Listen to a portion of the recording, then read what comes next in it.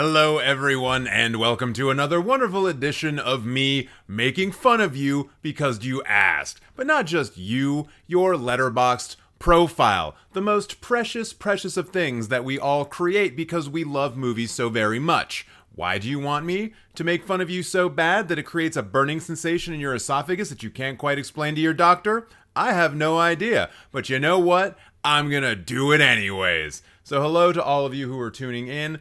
Great to have you here once again for this wondrous occasion, this ritual that we have all developed, modeled around humiliation. Wonderful stuff. Who we got here in the chat? We got Ella here. What's up? Paul's here. Sleepy Bear 7. Thank you so much for tuning in. Crossfire, Dozily, Isa, Graham, Tess, Chiokius. Hello. Hi everyone. I'll stay for a short while before going to bed. Well, that's awesome. Hey, Dan's here too. What's up? Cyrus Films. H-Man the Boss 05. That's a mouthful, friendo. It's a mouthful. But hello to you as well. Glad to have you all here. Before we get going, I'm just going to remind you all to please like this live stream as it helps get this live stream out to more and more people.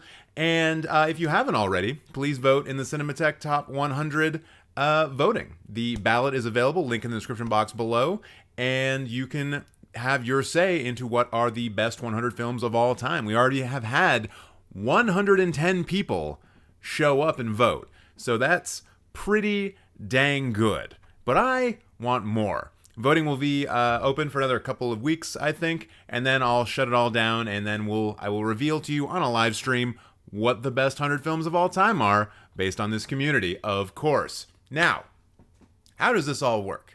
Well, you guys know, you've been here before, but what about the new people? Well, if you want to get your Letterboxd profile roasted, there is a link in the description box below, and that will take you to a Letterboxd list. Comment on the list, and then you get put into the queue, as we say, and once your time comes, I will light you on fire, personally, with my beard, because my beard is fire.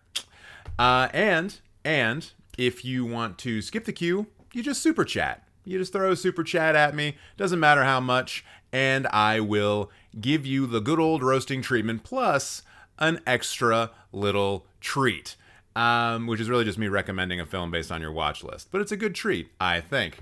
So, hello to Nocturo, hello to Motion 1, hello to Thomas, hello to Nicholas. What's up indeed? R.I.P. Julian Sands' performance at Warlock was so awesome. I wasn't aware that Julian Sands passed away. That sucks. R.I.P. indeed. So now, I think it's time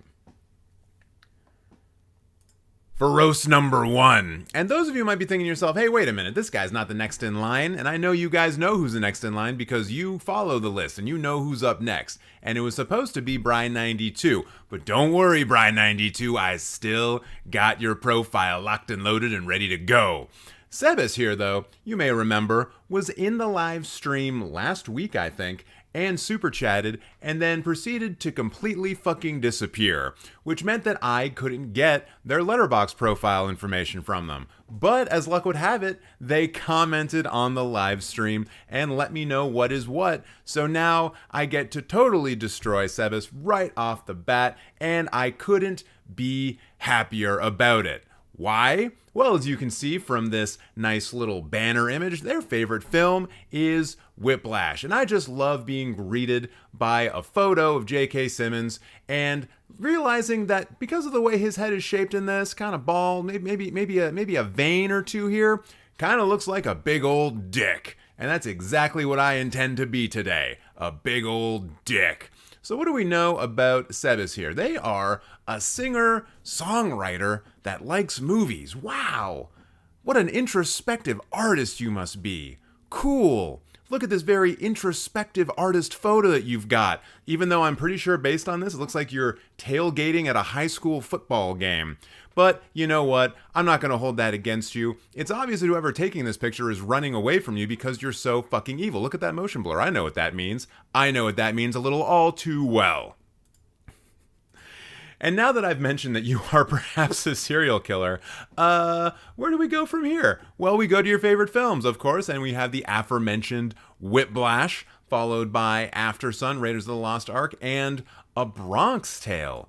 A Bronx Tale starring Robert De Niro. A film directed by Robert De Niro. A film that, while at the 3.9, not bad for film. Definitely not the best Robert De Niro film, is it?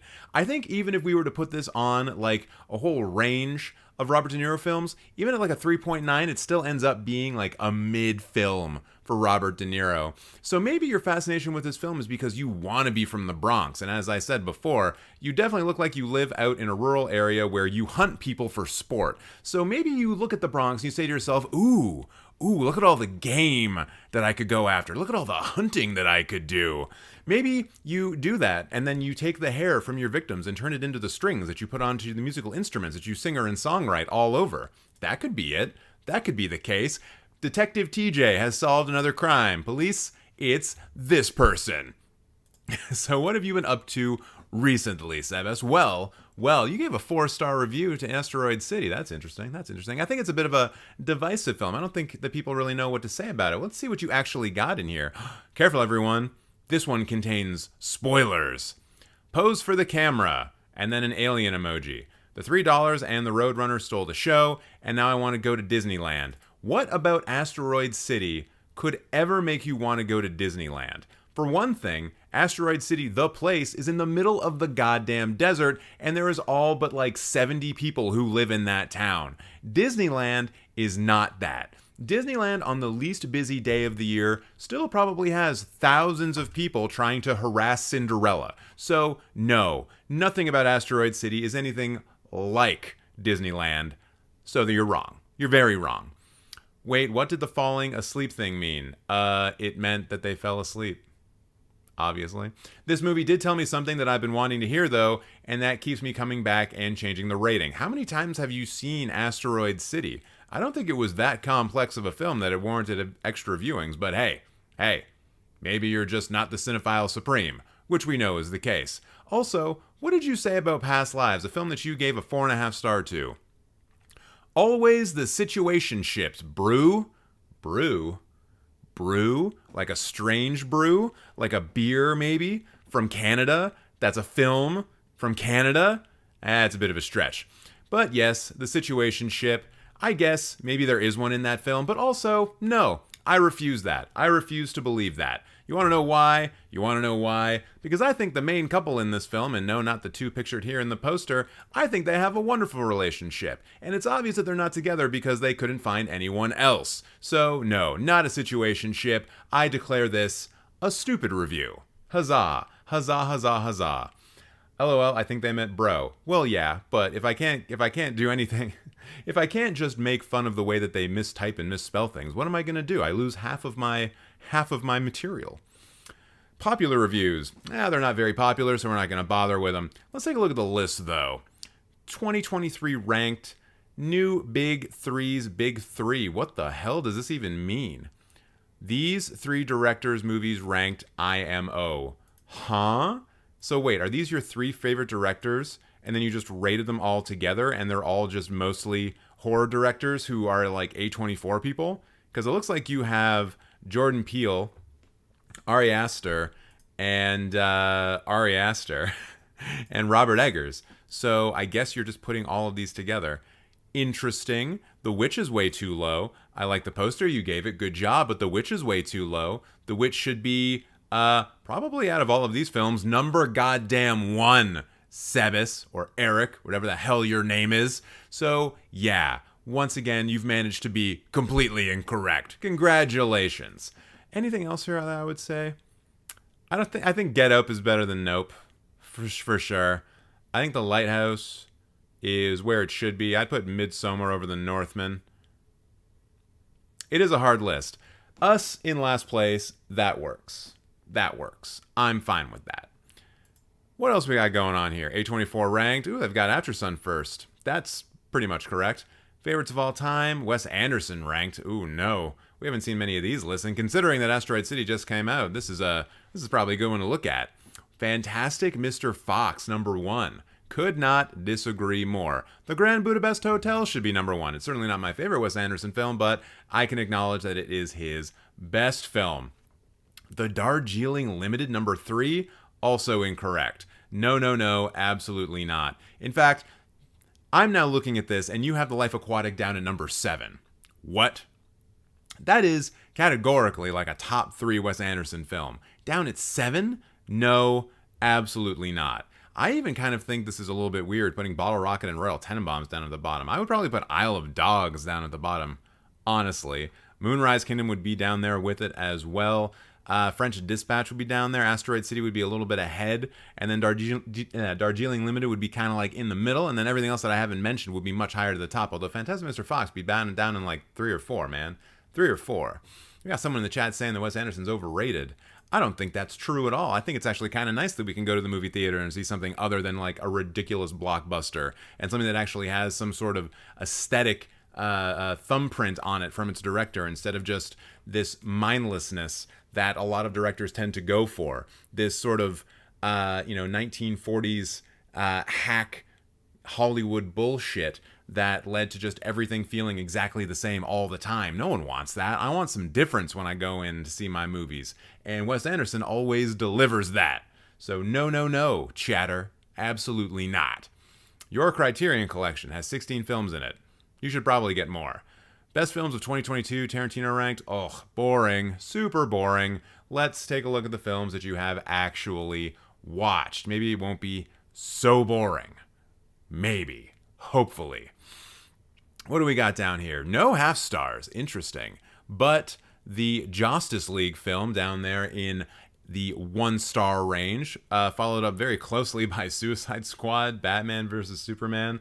Not a big fan of the DCEU, are ya? Kind of surprised I haven't seen Flash here, but then again, because you hate it so much, that probably is a good reason why you haven't watched it. Good for you for following through on your own likes and interests. And then we also just have a bunch of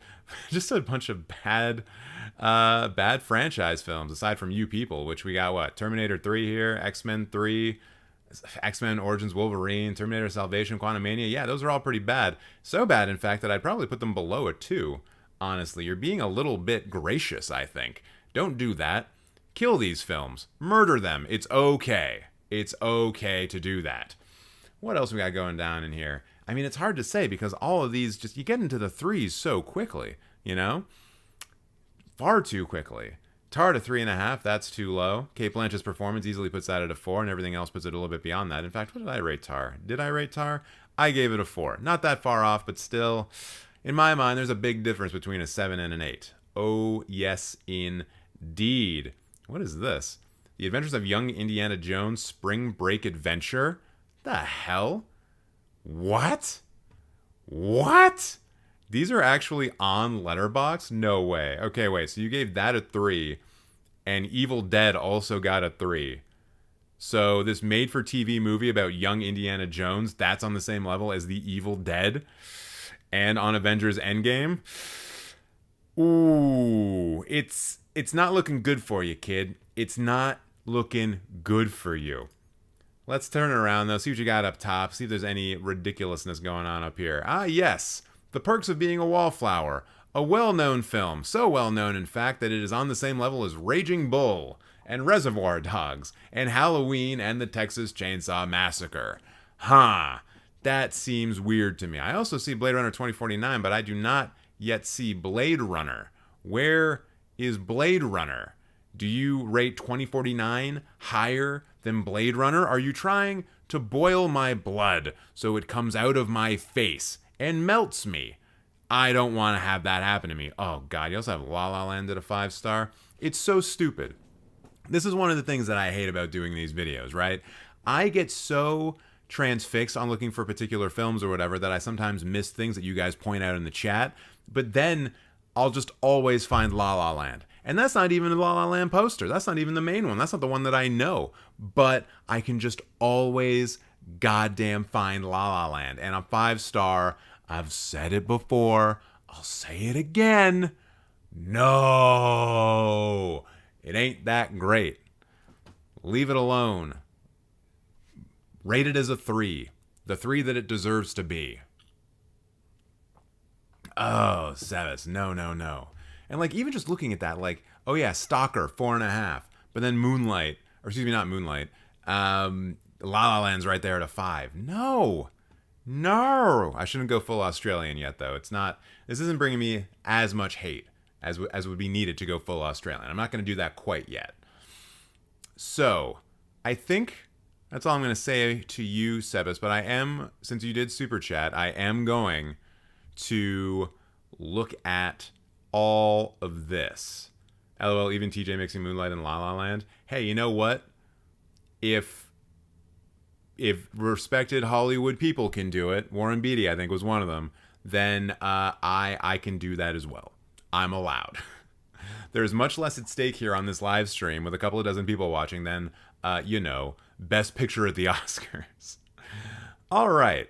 So, what do I want to recommend for you based on your watch list? What do I want to do here?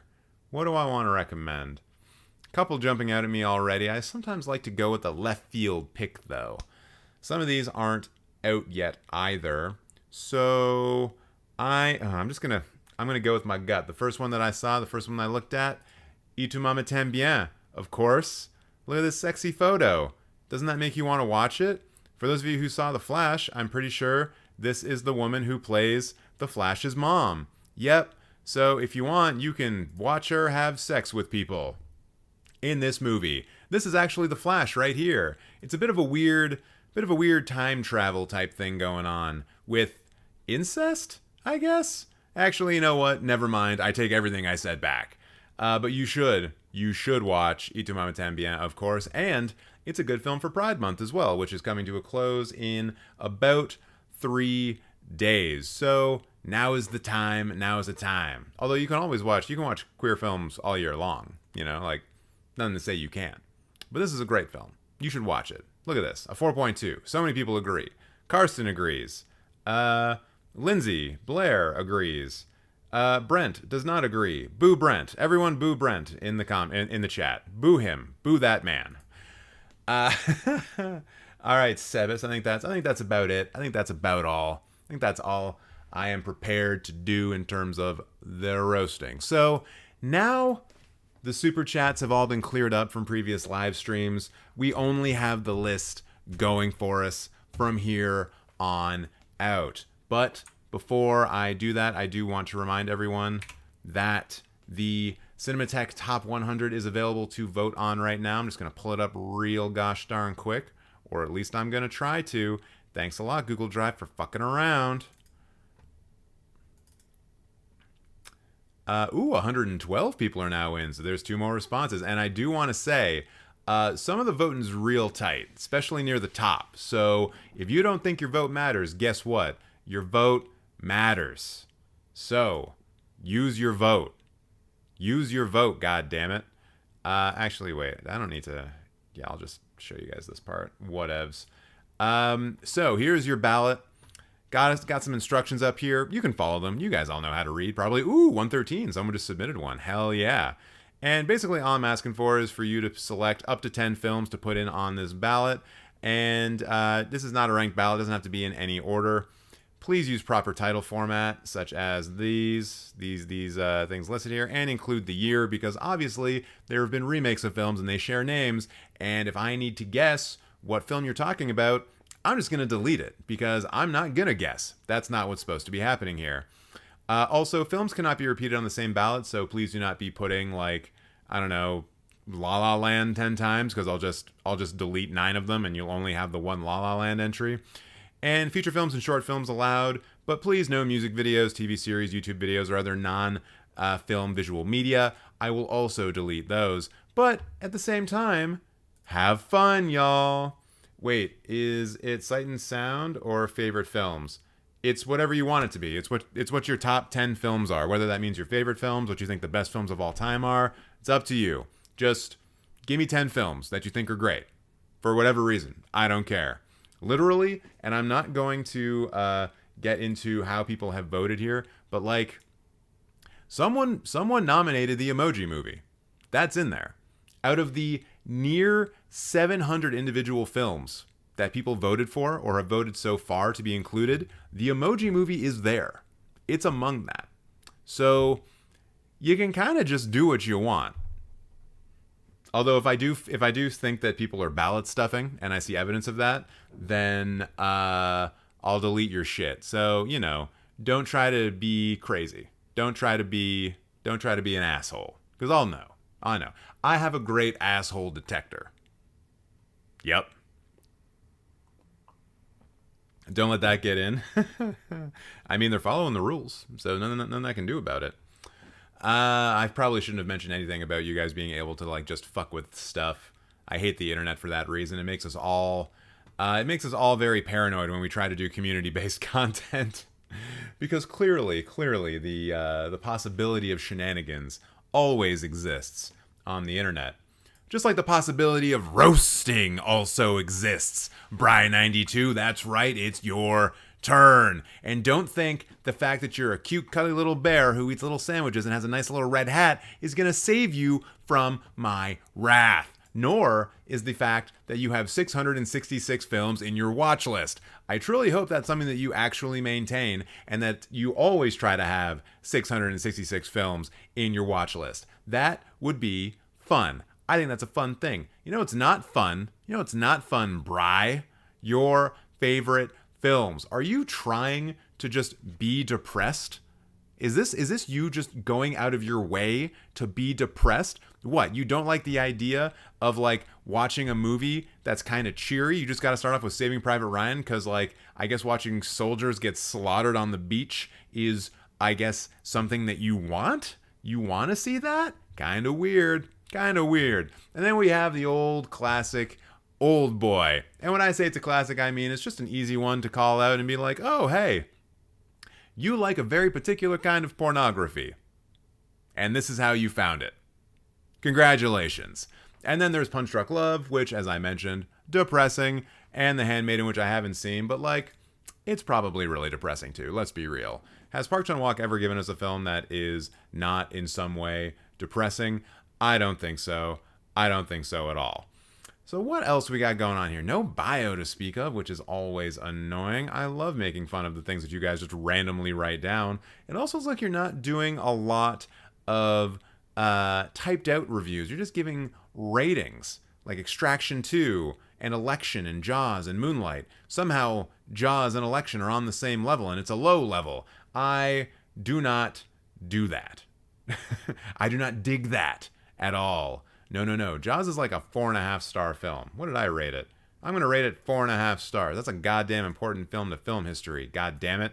I'm just trying to push my own self down the algorithmic ranks by swearing too much. Whee! Recent reviews. Oh, have you watched Interview with a Vampire twice? You watched it 8 days after watching it again, and you rated it 4 stars again. Okay, first review for Interview with a Vampire. Tom Cruise and Antonio Banderas simping over Brad Pitt was more believable than when Jacob and Edward, than whatever Jacob and Edward were doing with Bella. I always love it when people find out that the Twilight films are bad. I choose to believe that this person was a Twilight stan, and then having watched Interview with a Vampire, they realized that better versions of vampires and their stories are depicted in films, and this is one of them. So what else did he say?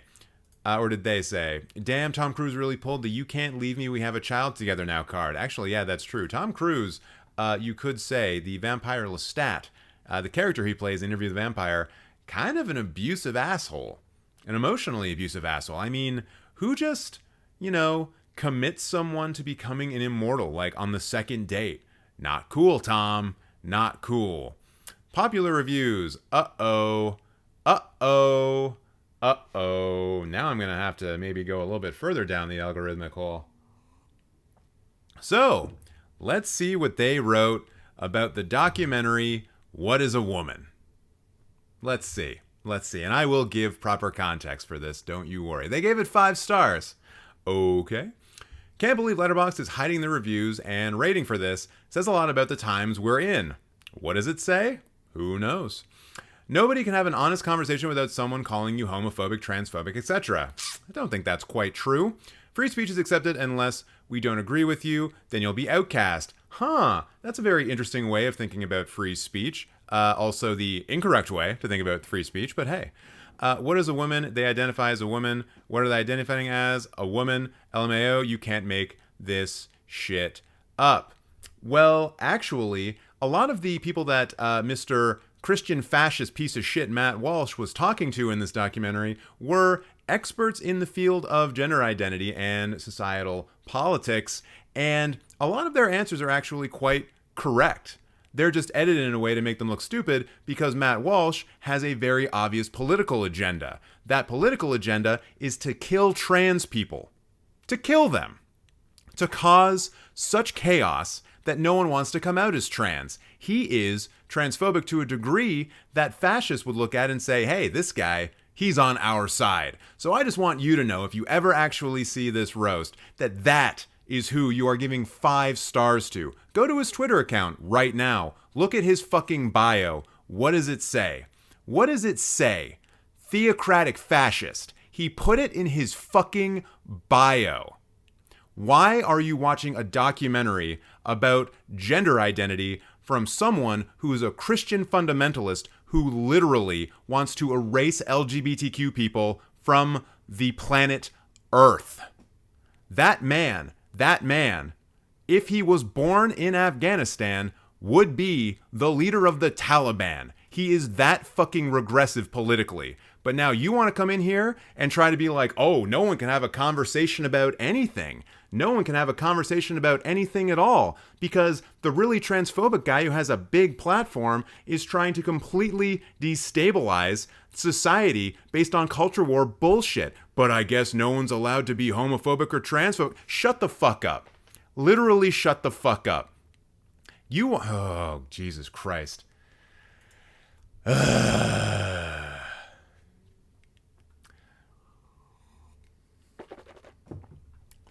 In any case, one thing that I will just add on here is this here.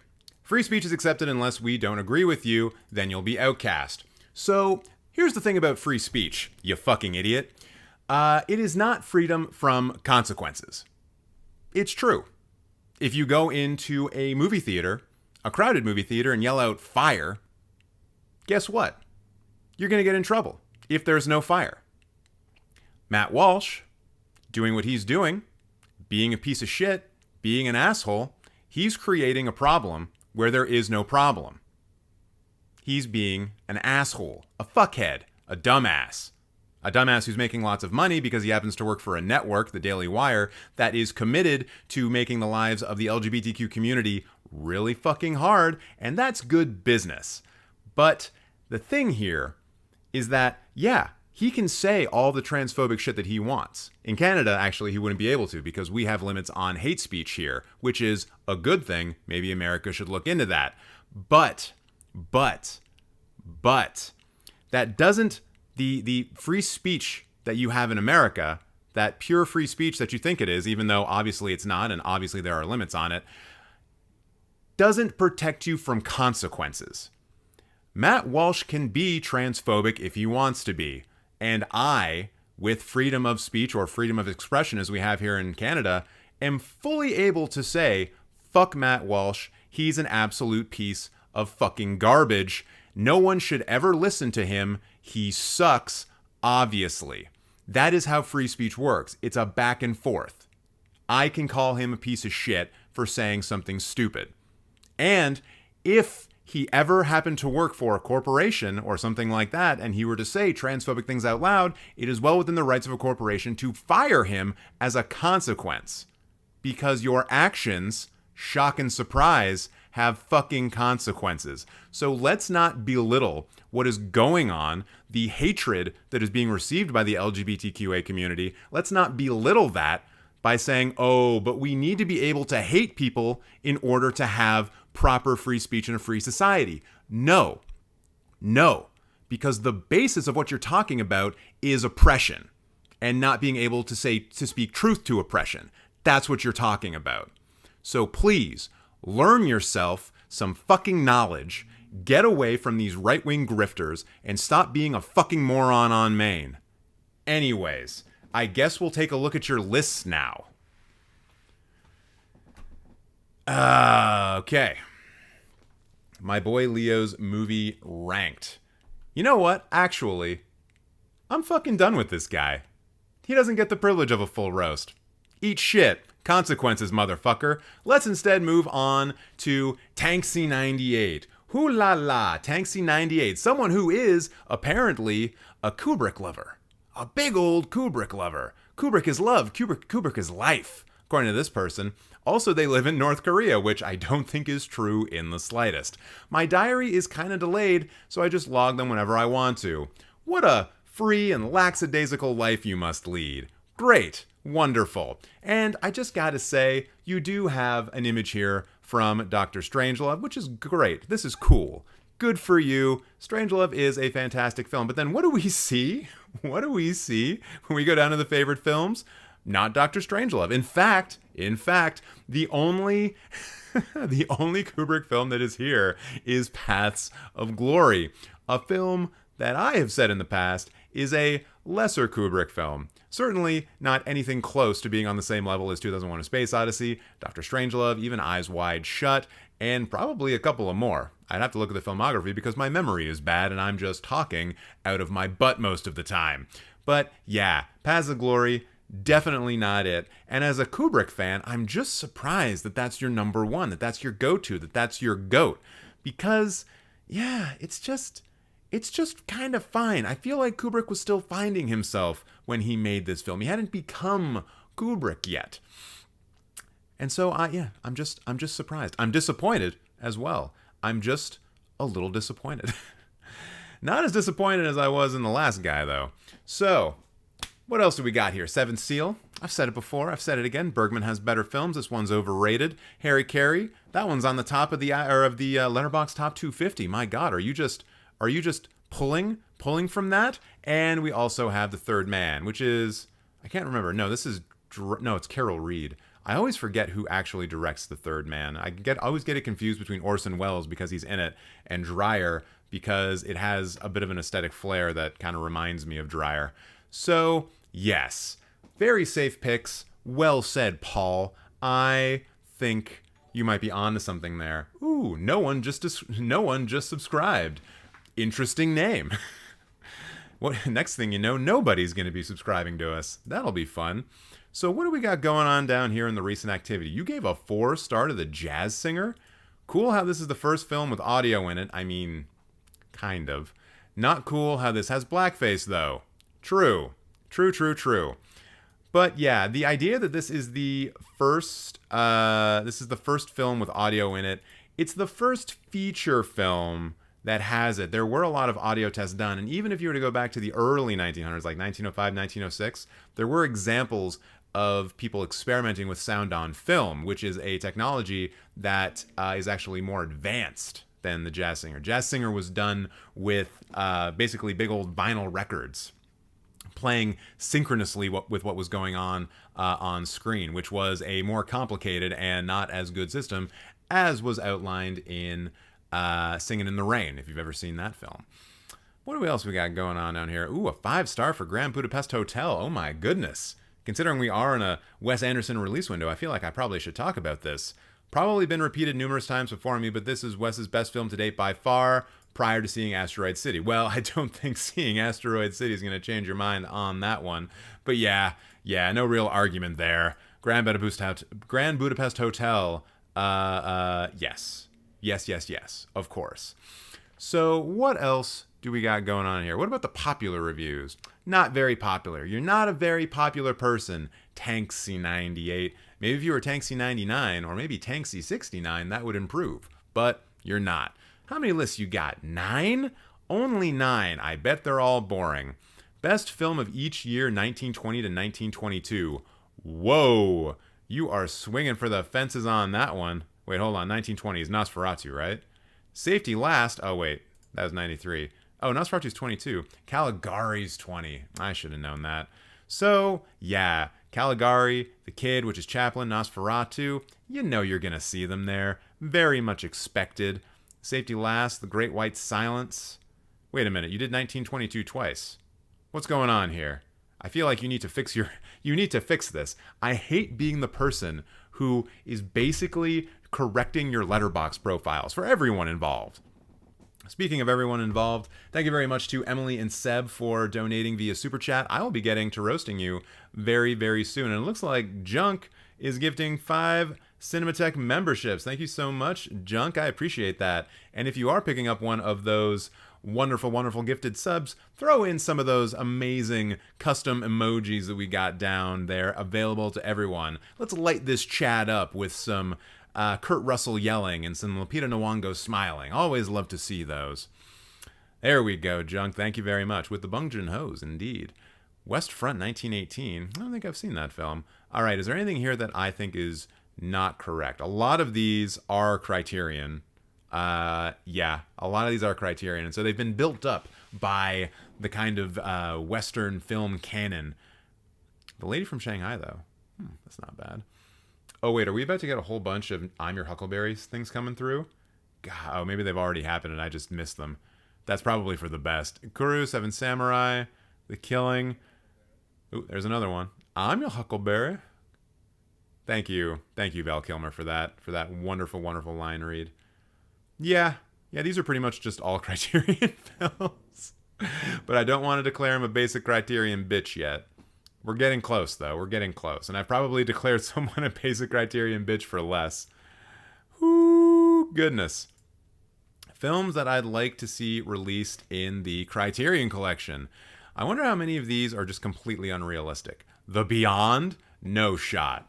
No shot that ever gets released on Criterion. They will do a horror film, certainly. But I don't think The Beyond's going in there. I don't even think they would do a Fulci box set. That's more of Arrow or Severin or something like that. Criterion ain't going to touch that.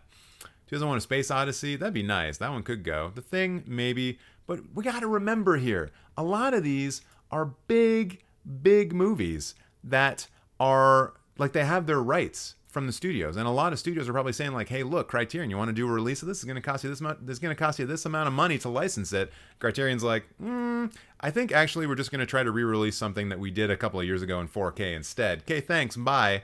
So yeah, a lot of these you're probably just not going to get. Although a Kubrick box set at some point would be fitting. I just have a feeling that if they were to do it, they would probably time it with some kind of 100th anniversary or something like that.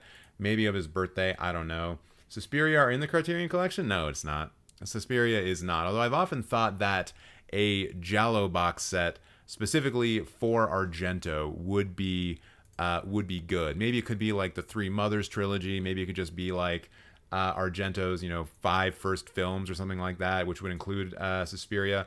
But no, they're not in the collection. And once again, I mean, I think Suspiria and I think Argento, early Argento especially, I think they are important enough to film history where Criterion would let them in. But yeah, Criterion tends to not do a lot with horror. And I think that kind of comes down to their brand identity, but I think it also has a lot to do with the fact that there are other companies out there who are specifically in the horror niche, and they just might be, better positioned to get the rights to those types of films to release them.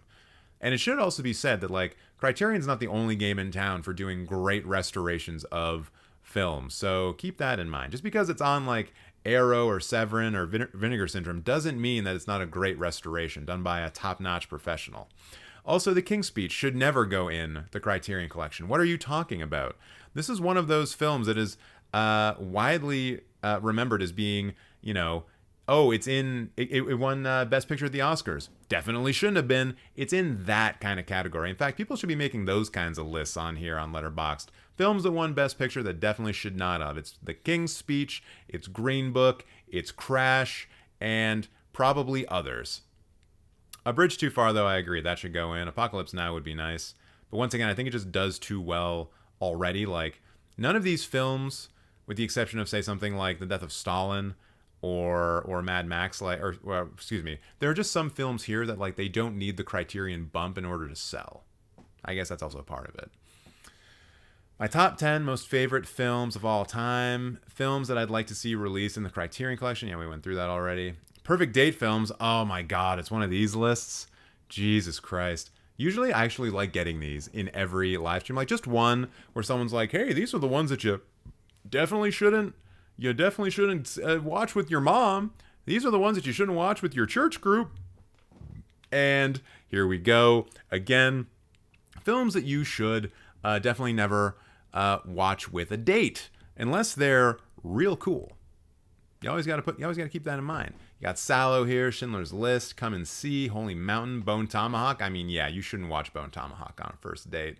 You just shouldn't. It's not even like it's not even important to like the history of cinema in the same way that like Sallow and Schindler's List is. The film's just fucking gross, man. It's just gross. And you could do 28 Days Later as a first date movie. It's a horror movie. That's fun. Why wouldn't that work? The Exorcist, yeah. I mean, unless you have already, like, unless you are on the first date and you basically say to this person, oh my God, we're such a perfect match for each other, we should absolutely have children. And then you watch The Exorcist and it's like, well, not only are we not having children, but I don't think I ever want to see you again. And then we've got The Blair Witch, The Fly. Some of these I think actually kind of would work for a date movie. The Fly would be fine. It's sexy right up until it's not. Videodrome, it's sexy right up until it's not. Possession is never sexy, but it kind of is, weirdly. Yeah, that could also work as well. And then Hereditary, who doesn't like going out on a date and watching a movie about a satanic cult? For me, that would be a great date movie. So, I don't know, Tankzzy98. I don't know if I agree. All right, let's check out these films and what you are saying. Your rating, lowest first. Wait, no, not my rating. Not my rating. Your rating. Possession is a film to watch while girls are being besties. Oh, God. Honestly, I just wish that when I was growing up, when I was in high school, I wish that more girls being besties were watching Possession. Because there were a lot of girls being besties, but none of them were watching Possession. None of them were. It was a shame. So, what do we got going on here?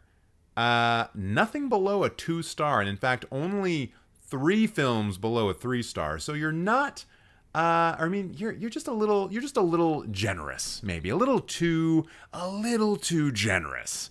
But also, like, this leads me to believe that the worst film out of these 39 pages of films that you've watched, the worst one is the Super Mario Brothers movie, and even that was only a 2. And then the second and third worst movies of all time were Lolita and X. And then it's just a smorgasbord of everything else. In fact, you only have like 10 films here in the 3-star range. What the hell, dude? And it's Dracula, it's West Side Story, it's Breakfast at Tiffany's. There are some all-time bangers here. Bangers. I'm just looking at this again to make sure that I have this sorted correctly, and I definitely do. Wait, if we turn this around, how many 5-star films do you have? Okay, it's not the full page, but it's most of it. Jeez Louise. And you have Alphaville? Alphaville? I mean, I think you might have to be a basic Criterion bitch at this point. That's the only type of people who put Alphaville at a 5-star. I don't even have Alphaville at a 5-star, do I? Okay, I don't have it at anything. Well, it's a 4-star film. Great little French New Wave science fiction film. Lots of fun. But yeah, you've got, just the big old Criterion films. And also Scream. It's so weird. It's so weird thinking about Scream being on the same level as like La Lante or like La Lante, however it's pronounced. The Great Dictator, Citizen Kane, It's a Wonderful Life, Late Spring, Rashomon. Like, yeah, Scream. That movie, definitely on the same level as Breathless. What? Oh, and you also got Apocalypse Now, noted for being just as good as Scream. Jeez Louise. Hold on, what are your ratings? What does your rating distribution look like? What's going on here? Oh my God. Look at this. 1% of your ratings are at 2.5. No half-star. Yeah. Oh my God. 25% of your ratings are 5-star. I think that just means you're not rating a lot of stuff, unfortunately. That doesn't work for me. That's not great. I think you should be rating more films.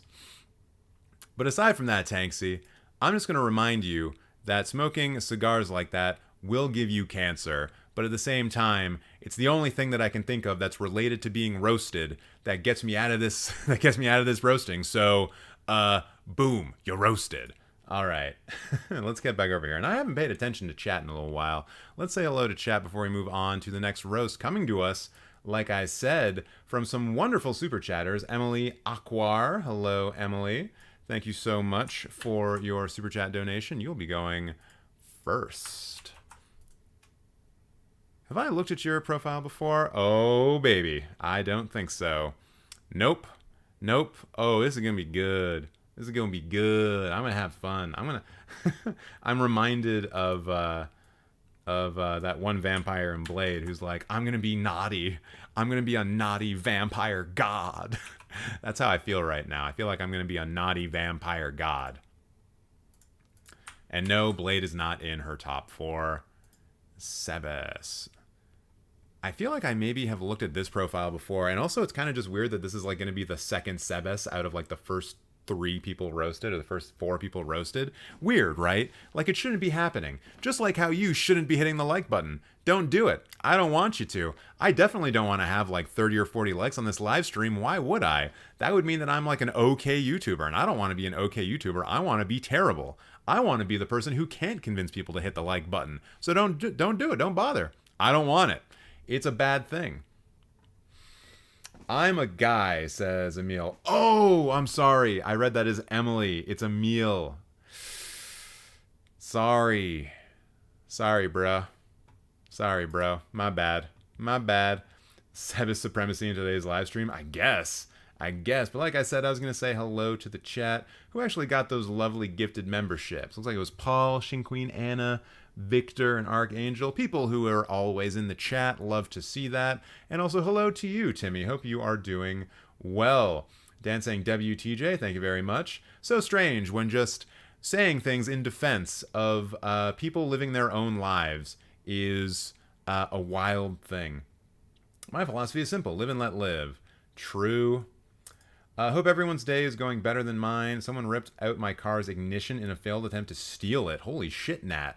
Have you alerted the authorities? Because, like, odds are if they're trying to take your car, they're trying to take other people's car too. Also, that sucks, man, and I hope you get some entertainment out of this live stream. If I did not respect this community, I would submit Microwave Massacre, one of the most fun, probably not the best word for it, but I can think of anything else, films I've watched, but not best.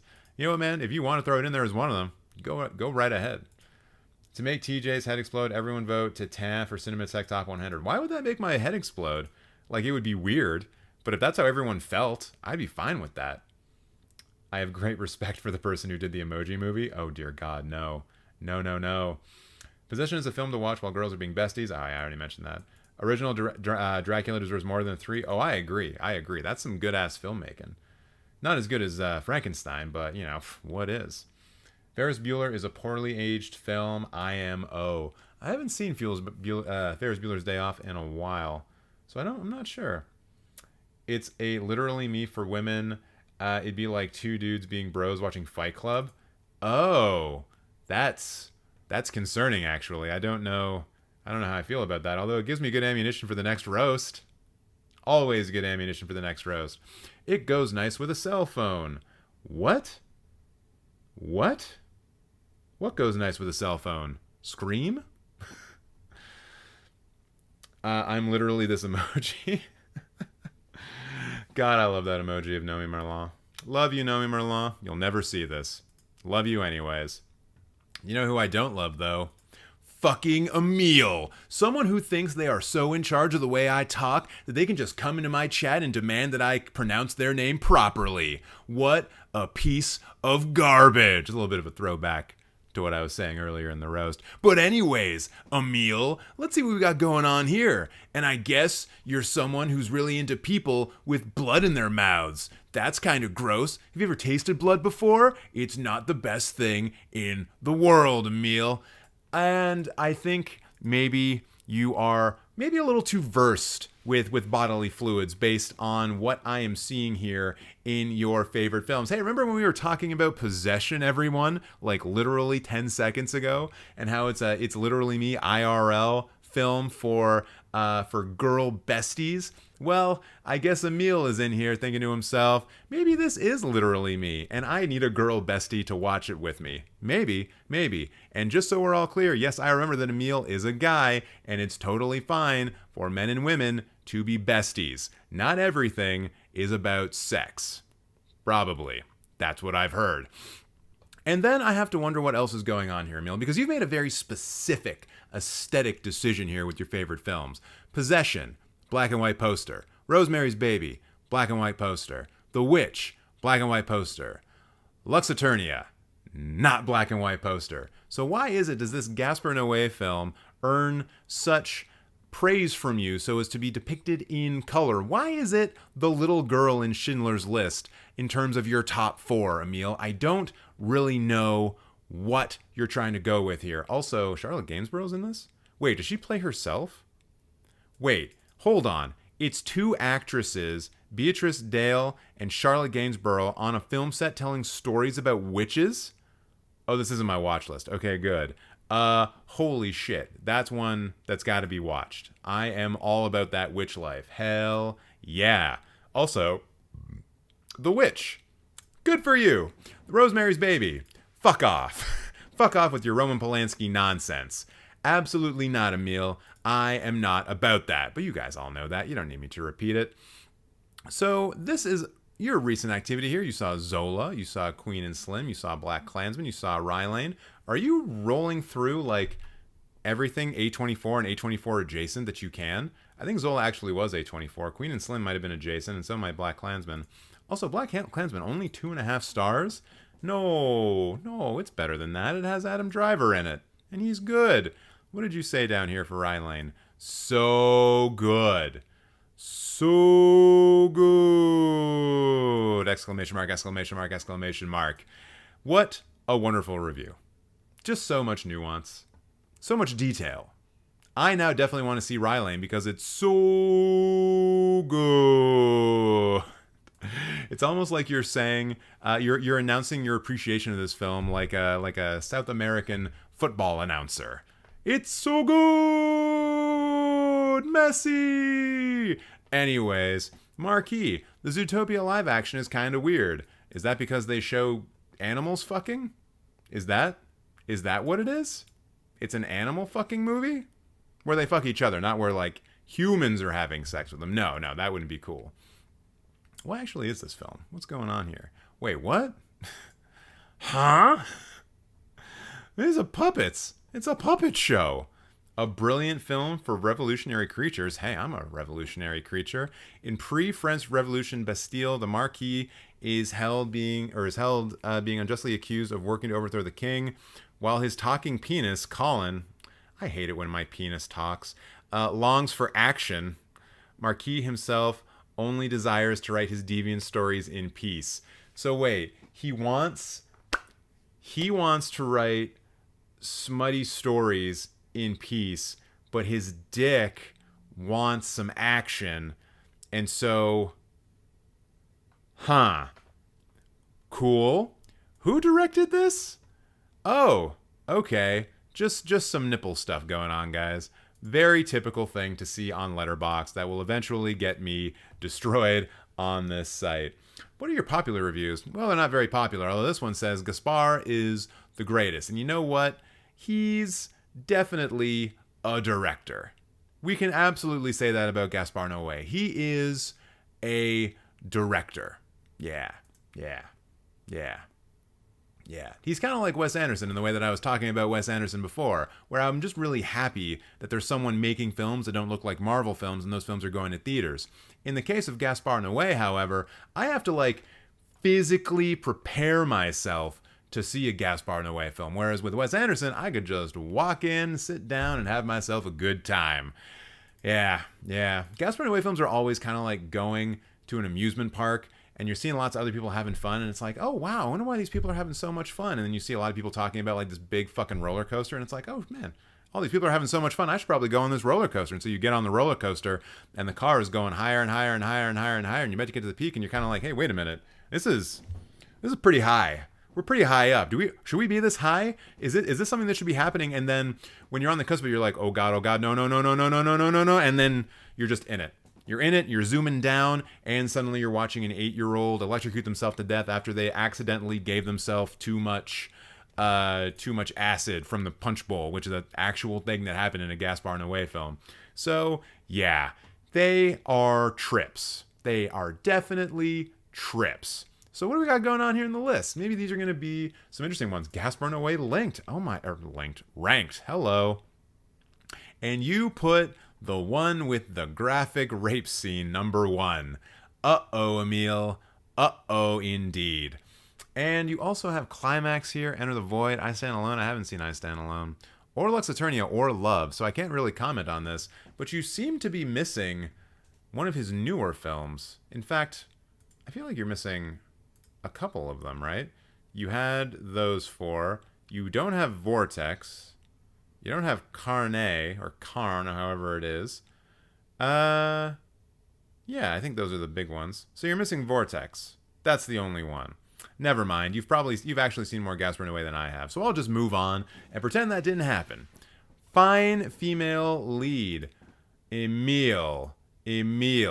What are you trying to say here when you say fine female lead? Are you objectifying women, Emile? Are you saying that these films have very attractive women in them, Emile? Is that what's going on? Let's see here. Let's see if that's true. Hold on. You have American Mary in this? Catherine Isabel? My goodness. I was about to go after you a little bit, but you know what? You showed up with a fucking Canadian film that, like, no one has seen. Well, 42,000 people have seen it. And you know what? You're not wrong. Catherine Isabel is a Canadian treasure. Love her. Love her a lot. What else we got going on in here? The Wizard of Oz? Yo, Dorothy can just fucking get it though, right? Oh my God. Dorothy can just fucking get it. Look at those pigtails, man. Oh man, Judy Garland, 1939. Oh baby, give me a fucking time machine. I'll be her Toto, I don't care. She can pet me, that'd be great. Fuck me. I don't think I've ever in my life seen someone like mention Wizard of Oz and be like, dude, I'd fuck Judy Garland. Like, no one has ever put those two words together from what I can remember. Just being like, oh man, Judy Garland. Like, oh, just such a great actress in The Wizard of Oz. Like, oh, Wizard of Oz, such a great cinema classic. And just, and fucking Judy Garland banging. Just a banging bod. Just a banging bod all around. You gotta give it up for Judy Garland. Number one pinup model, 1939. Oh my God. What a weird thing to put in this list. I mean, and you've just got Audition right here as well. Like, you want me to ignore the fact that you put this sociopathic fucking murderer person in here as well. But like, just Judy Garland right fucking there. Oh man, it's not going to get any better than that. G-rated gems for the family. Oh, look at that. Someone's trying to fuck with people. Sometimes I do honestly wonder if like a parent will like do this kind of search and be like, G-rated gems for the family. Like they're literally going on Letterboxd to try to find someone's opinion on like some new films that would definitely be great for a kid to watch. And they look at something like this. Like they even just see this specific cover and they say, you know what? I think that this cover isn't the best and is perhaps not depicting a situation that is appropriate from children, but what was your name again? But Emile says it's G-rated for kids and for the family, so I'm gonna trust them. And they never just get any further than that. They don't see things like Antichrist and Cannibal Holocaust, films that would definitely give you some pause just by reading the title. Also, what's wrong with watching Falling Down with a kid? Like, it's just, like, honestly, aside from the... Like, it's just an action film, you know? It's just a 90s action film. It's a really good 90s action film. Like, I quite enjoy Falling Down, actually. I think that's probably a 4-star film. Michael Douglas, great performance in it. Robert Duvall, maybe not as great, but still good. Like, why not watch that with a kid? Like, if you're going to watch True Lies or The Terminator with them, fucking watch Falling Down with them. Maybe they'll learn something about, you know, how capitalism grinds us down slowly over time until we just lose our shit. Black Metal Veins. Wait, what is this? Documents the dark realities of despair and morbid self-annihilation surrounding the lives of 5 heroin junkies. What does that have to do with black metal? The addict's intertwining stories of pain, loss, sadness, and abandonment lead the viewer down the agonizing and hideous path of horrifying psychological and spiritual destruction as the grim disease of heroin addiction infects the decays of bodies of people. I mean, I guess... Wait, Hold on. This is directed by Lucifer Valentine? Figure of extreme cinema, known for his first film, Slaughter Vomit Dolls, and first part of the Vomit Gore Saga, a tetralogy. Jesus, what the hell? Okay, there's Slaughtered Vomit Dolls, I guess. This is strange. Okay. I honestly just don't know what this has to do with black metal, though. Like, when you're putting it there and you're putting it in that font, it's like, oh, this has something to do with black metal, like the musical genre, and it doesn't appear to do. Is a kind of fire name, low-key. I mean, yeah, if you were kind of just like a 10-year-old trying to figure out what the most edgy name you could possibly make is, you're like, ooh, what's the opposite of something that my parents like? Lucifer. What's the name of the character in Resident Evil who I have a crush on? Valentine. Or Valentine. I know, Lucifer Valentine. Or however it's pronounced. Who goddamn knows? Oh, a Serbian film. There you go. I think this is actually a better list than the one we saw before. Where they're like, whatever they said, G-rated films, films for the whole family, whatever. I think this is a film, or this is a list that's actually better at giving you films that you should definitely not watch with children. After Sun, you probably could watch that with a kid as long as as long as everything was fine. But yeah, like, this one's probably better. Also, why is Mysterious Skin here? Isn't that just, like, I don't know much about it. I know that it's a queer film. Two boys, one can't remember, the other can't forget. A teenage hustler and a young man obsessed with alien abductions cross paths, together discovering a horrible, liberating truth. Why is this not good? Why do you think this shouldn't be... I mean, I guess maybe it's not G-rated. But I mean, in that same case, like, the Doom generation should be here as well. And I know you've seen it. All right, Emile, we're going to stop looking at the list. We're going to the films. We're going to see what ridiculousness you got down low. And I'm not talking about your crotch. Of course not. Shrek the Third, half star. August Underground's Mortem. August Underground. Why are there two of these? What? Okay. The New Guy. Wait. The DJ Quails film? This was... Yeah, actually, probably no. You're probably right. This probably wasn't a great film, now that I think about it. But it has Zoe Deschanel in it. Wait, which one's Zoe Deschanel? She's not one of these three. Huh? Just, yeah, looking at her to remember what she looks like. Yep. Elijah Duthku's in this as well. What? Nosferatu, 2 stars. Seriously? But they also have Sallow. Like, it's strange. It's a strange profile. Like, obviously, two stars for Frankenstein is wrong. We were just discussing this when talking about Dracula a little bit. Like, saying that Frankenstein is on the same level as, like, suburban gothic, that's just ridiculously stupid. A ridiculously stupid thing to say out loud. Like, an all-time great film versus an indie horror comedy that, like, almost no one has seen. Why are you putting those two films on the same level? And you even had American Mary in your list for, women that are attractive, which I know that doesn't necessarily mean that you're going to rate it highly. And also not to say that American Mary is worth anything more than a 2.5 stars. In fact, that's probably a fairly good rating, if maybe a little bit generous. But, like, I just don't know how it translates. Are you trying to come to it from a moment or a point of objectivity where you're like, look, I know that I am very attracted to the woman in this film, but also objectively, it's not a very good movie. It's just a weird way of going about things. Sausage Party at a 2 is wrong. What is this? Is this one of the... Oh, no, it's Vampire Hunter D Bloodlust. The anime film directed by Yoshiaki Kojira? How dare you? That guy directed Ninja Scroll. Forrest Gump is too insane for me. Wait, what? Forrest Gump is here? At a 3? You know what? I understand Forrest Gump at a 3. I don't agree with it. I think it's probably closer to a 3.5. But I get it. I get it. I do think Forrest Gump's a bit of an overrated movie. But I get it is what I'm saying. I'm dropping out of roasting mode, and I should be going harder than this. Audition at a 3. I'm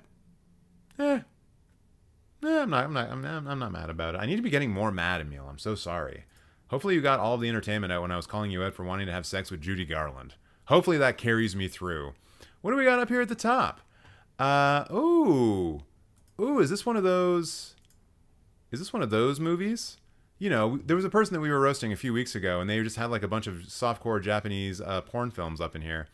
A disillusioned filmmaker has an encounter with a young girl who has a ritual of repeating, "Tomorrow is my birthday," every day. He tries to communicate with her through his video camera. That sounds kind of good. Oh. Oh, it's this guy who directed it. Oh. Yeah, I'll watch that. Sounds fun. You know, sometimes I just see a Japanese girl sort of curled up like this in a film poster, and it's like, oh, god damn it, it's softcore porn. Not this again. What we got up there? Is that The Fall? I've never even heard of this film. Fajir? Looks like it's just a short film. Okay. I don't know really anything about short films. Capernaum Irreversible. See, here we go again. Okay, see, this is what I'm talking about. Love exposure, right? Right? Oh, you changed it. You changed it. You fooled me. You fooled me with this particular thing. With this poster. Yeah, bastard. Rosemary's Baby, Pulp Fiction. Yeah, you really love going for these black and white things, huh? Why don't you add a little bit of color to your life, huh? Why don't you actually go watch Singing in the Rain? Just go watch Singing in the Rain. That's not my recommendation for you, but just go watch Singing in the Rain. You need a little bit of Technicolor in your life. That's what I'm seeing here. Citizen Kane. Burning. Not a lot of 5 stars as well, which I always like to see. Although, once again, Rosemary's Baby, get that out of here. Roman Polanski's a piece of shit. Color is overrated? How dare you? How dare you? Color is dope as hell. And you know that because you have Blade Runner 2049 here. Look at all that color. Look at all that color. There's a nice little gradient shot. Man, Denis Villeneuve is so good. So good at visually composing images. Just wonderful. Old boy, 5 stars. You like watching men have sex with their daughters. Ha ha ha. Everyone point and laugh at Emile. Oh man, nope, I'm not doing it. Not going there. Even I have a shut-off switch occasionally for stupid things that I'm about to say. Those Japanese movies are called Pinku Agaya. Yes. They're called pink movies. Pink movies, right? That's a translation, I think. Pinku, I'm pretty sure translates to pink. Pretty sure. Didn't they have Old Boy in their top 4? They might have. We might be so far into this that I've forgotten. Nope, you're thinking of someone else. So, Emile, it is tradition around here to suggest something out of your watch list for those people who super chat. So let's see if I can set you on the path to Technicolor. That's, I think, a thing that I need to do here. And I don't think I'm going to find it on this first page, at least not with one that I've seen. I have a feeling that Holy Mountain is colorful, but that's too weird. Like, you have no trouble watching the weird stuff, I think. So what else do we got here? What's bright? Oh, there we go. La Ventura. Totally bright and colorful film that is not depressing. It's definitely both of those things. Ooh, yes. Here we go. Here we go. Actually, you know what? Yeah, you should watch Mind Game. It's bright, colorful, and it's fucked up. There you go. And I just saw this recently, and I gave it a 4.5 star. Do you know what it means when I give something a 4.5 star? It's incredible. It's an incredible movie. It's beyond, like, all things, almost. Very rare rating for me, 4.5 star. Not as rare as a 5, though, but Mind Game. You must now go watch Mind Game. I demand this of you, Emile. That is something that you must do. And with that, I will say that the roast is over. So what do we got going on here? Oh yeah, Emile, you were right. Falling Down does have Nazis in it, but particularly that Nazi gets like punched in the face or shot, which is fine. That's a totally fine thing. And in fact, those are lessons that we should be teaching our children. So I would say that it is a G-rated film that should be shown to children. Falling Down is what I'm talking about. Because Nazis get punched and potentially shot to death. What else we got going on in chat over here? A couple of them are in a black metal band. Oh, the Addicts in Black Metal Veins. Oh, okay. Mysterious Skin is amazing. Never watching it again. Ooh, I love movies like that. Love that. Definitely not the same realm as Dune Generation. Really? Talking about Mysterious Skin. Huh. Sausage Party 2. Forrest Gump is too insane for me. Pink Films. Yeah. Color is overrated. I'm never going to get over that. American Beauty got a 5, which in my opinion should have been a 4.5. Hey, who's doing the roasting here, Trey? Get out of here with those hot takes. Never saw Old Boy. Okay. On a side note, I'm hyped for the Criterion sale coming up. I already got my wish list ready, though I'll probably still get a bunch of blind buys. So, like, what do you want to get during the Criterion sale? I do not participate because the duty charges and the markups from the Canadian dollar basically just erase everything in terms of the sale that you can get. Plus, I don't really have physical media. But what are you getting? And if anyone else is going to be participating in the Criterion sale, what do you have your eyes on? Let me know. Okay here. Let's see here. Hey, did you guys hear that we got a new Superman? And a new Lois Lane.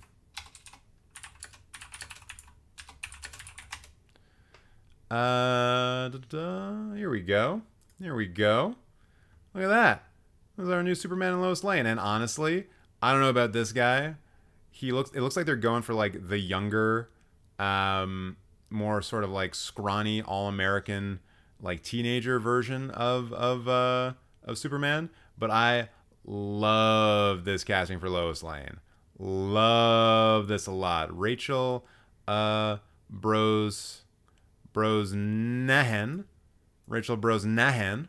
Saying that wrong. I don't know. He kind of reminds me of Henry Cavill. Like Henry Cavill's younger brother, right? Who's like a little bit dorkier than Henry Cavill. Which is hard because Henry Cavill is a dork. But like, yeah, I see what you're saying. But her, like just this. Okay, this is what they should do.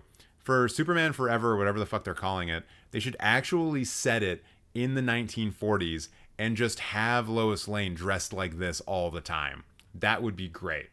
That would be wonderful. I am 100% on board with that. But I'm guessing they cast this dude because he's young.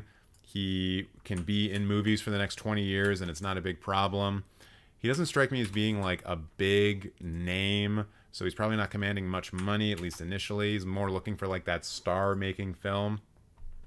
Oh, he was in Pearl. That's where I've seen him before. But yeah, wait, Twisters. They're making a sequel to Twister with Daisy Edgar-Jones and Glenn Powell? Yo. And Superman's going to be in it. I wonder if he's going to punch the Twisters and save Ma and Pa Kent. That's wild. But yeah, this guy has been in like virtually nothing. He is way younger than I am. So yeah, this is definitely like a smart casting. Although I heard that they went through a lot of rounds of casting for this, so they definitely got the person that they wanted, and they obviously were going for someone young because they want them to stick around for a while and to not age out of the role or anything like that, which is understandable. Hey, have any new people voted? Ooh, we're up to 116 people voting in the Cinemateq Top 100. If you want to do that, link in the description box below. Hell yeah. And if you haven't yet, please like the live stream or not. I don't really care. Some on the top of my head: Three Colors Trilogy, Rashomon, The Vanishing, and Kawaii. And those are the ones you're getting at the Criterion sale. Nice. Rashomon is dope. The person playing Lois Lane kind of reminds me of that one girl that played Sarah Connor, and I forgot what her name was. Emilia Clarke? Did Emilia Clarke play like a younger version of Sarah Connor? I don't remember. I can't remember. I loved her in Miss Maisel. I haven't seen Miss Maisel, but I've only heard really good things. This movie is going to blow. Tagline right there. For Twisters? Yeah, you're probably right. Trey, no, that's not the tagline. That's not going to be the tagline. If it were an Asylum film, if it was going like straight to the Sci-Fi Network, yeah, that would be it. But it's not. So don't worry about it. But you know who does have something to worry about? Sebas, Part 2. Or the second person named Sebas, who is going to get roasted on this live stream. And guess what, everyone? This person is actually secretly Elle Fanning. Or as I like to sometimes refer to her as, Nicole Kidman, if you just went back in time 40 years. So what do we got going on with good old black cold-hearted Sebas? Well, apparently they're an Elle fanning enthusiast first, human being second, and it's just so rare to see someone dehumanize themselves like this. Why would they do that? I don't know. But you know what I'm definitely going to be looking for in their top 4 when we get there? Elle fanning films. And if I don't see them, I'm going to have things to say about that.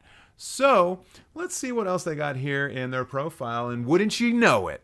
Wouldn't you know it? The fourth wall is being broken again and again and again, more often than normal, because I am looking into this camera right now, and I guess we all know this is a live stream. Maybe there's no fourth wall at all. I have no idea. But it looks like, it appears as though Sebas is slowly attempting to become a basic Criterion bitch. And you know what, Sebas? I appreciate you shouting out this term of endearment that we have created on this channel. But you do not slowly attempt to become a basic Criterion bitch. It is something that happens. And then you wake up 10 years later. You're surrounded by Criterion Blu-rays and even DVDs for some rare things that you picked up in a used bookstore, and you suddenly realize that you haven't eaten in 2 days, and Lindsay Anderson's If is on repeat in your DVD player, and you don't really know what to do, and your rent's past due, and the power is about to be turned off, and that's when you realize that you're a basic Criterion bitch because you have ruined your life buying $30 Blu-rays off of Amazon. That is when you know for sure that you have become the basic Criterion bitch. So what do we see here when we look at this BCB in Training's favorite films?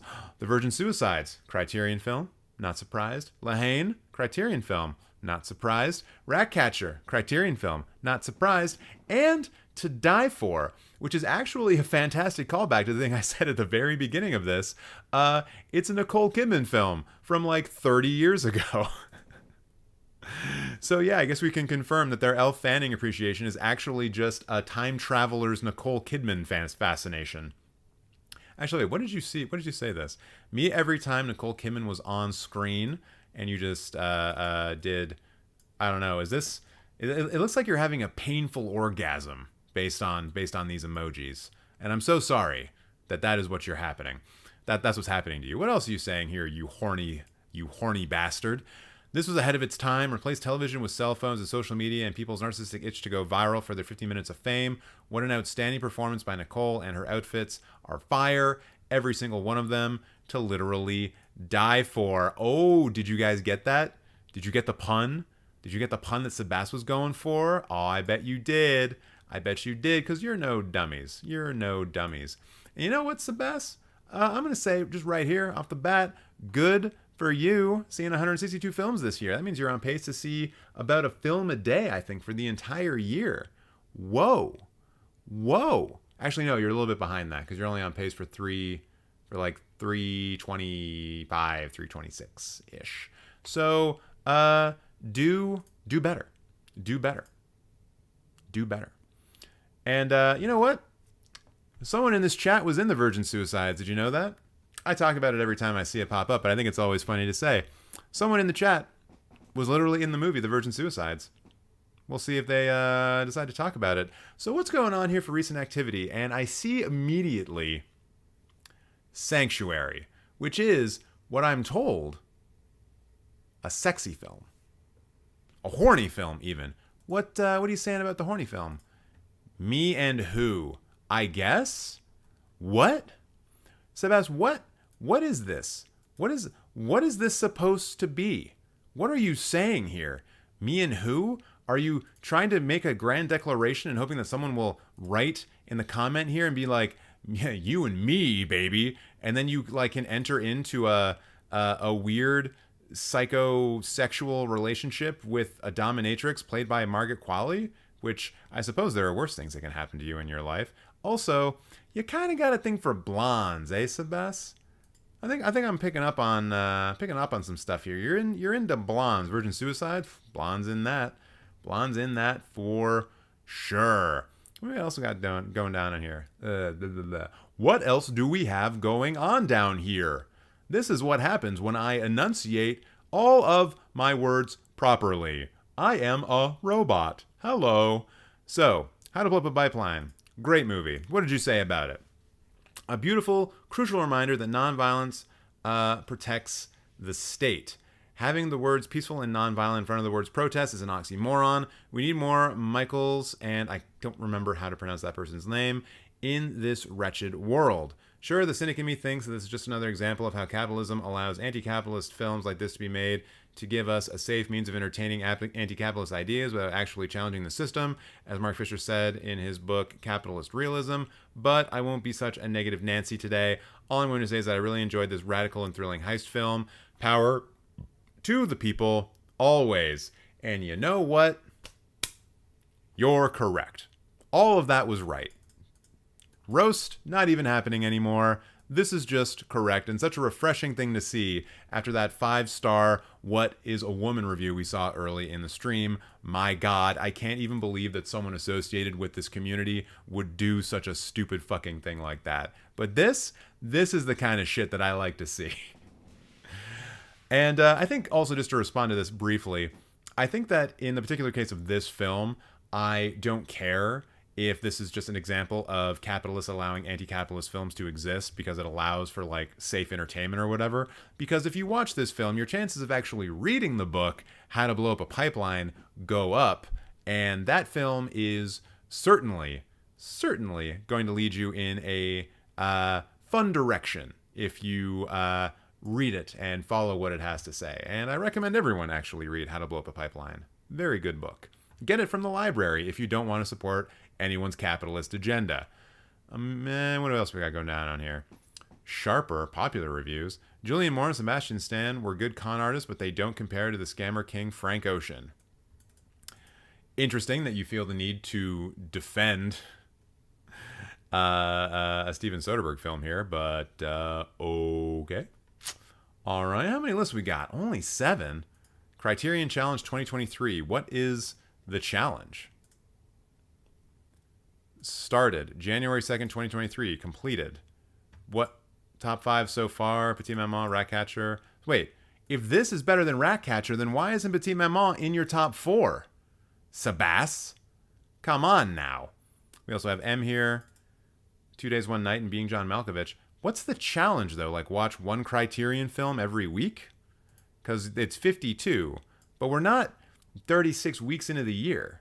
We're coming up on, like, we're in, like, week 26, aren't we? Because we're, like, almost halfway done with the year. Oh, we're only halfway done with the year. What do we got going on down here? I want to know. Get in the chat. Let me know. What is this actual thing about? Girlfriends? Haven't seen that. Drive My Car at 3.5 stars? Disagree. That was a wonderful film. And to have it ranked this low? Geez Louise. Wait a minute. These are all fucking weird in their ranking. Like, you've got Medicine for Melancholy here at 3.5, and then you have it below Benny's Video and The Breakfast Club, which are 3 stars, and The Swimming Pool, and Blythe Spirit. You didn't even rate Modern Times and The Kid. Wait, was your review for The Kid just the 20s? And your review for Modern Time was just the 30s? Yo, crack open a film history textbook. You'll realize that it's a little bit more complicated than that. One Criterion film a week. Oh, and these are just the categories. Gotcha. Oh, and the check marks are the films that you've watched? So, like, you haven't seen Modern Times and The Kid yet, or Jellyfish Eyes. I got it. Okay. Barry Lyndon is not an action-adventure film. If you want to try to tell me that Barry Lyndon is in the same genre as Raiders of the Lost Ark, I'm going to have to backhand you 300 years into the past and force you to live like a peasant, because that is categorically stupid. I don't know if there is a good action-adventure film for the Criterion Collection. Maybe Infernal Affairs if you're going for like just an action film. But Barry Lyndon, this is not at all. So maybe try doing better with that. What else you got going on, though? Like, what? Vampire. That'll be fun. Directed by Carl Theodore Dreyer. Why not other Dreyer films like Greed or Passion of Joan of Arc? Come on now. What else you got coming up? Being There. Breaking the Waves. Faith on Film. I don't know how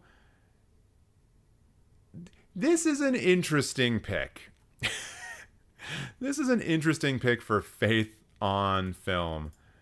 It'd kind of be like, I don't know, like you're not wrong. You're not wrong. But I don't know how much faith is on display in this film.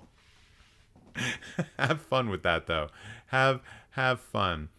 The Miseducation of Cameron Post is in the Criterion Collection? No, it isn't.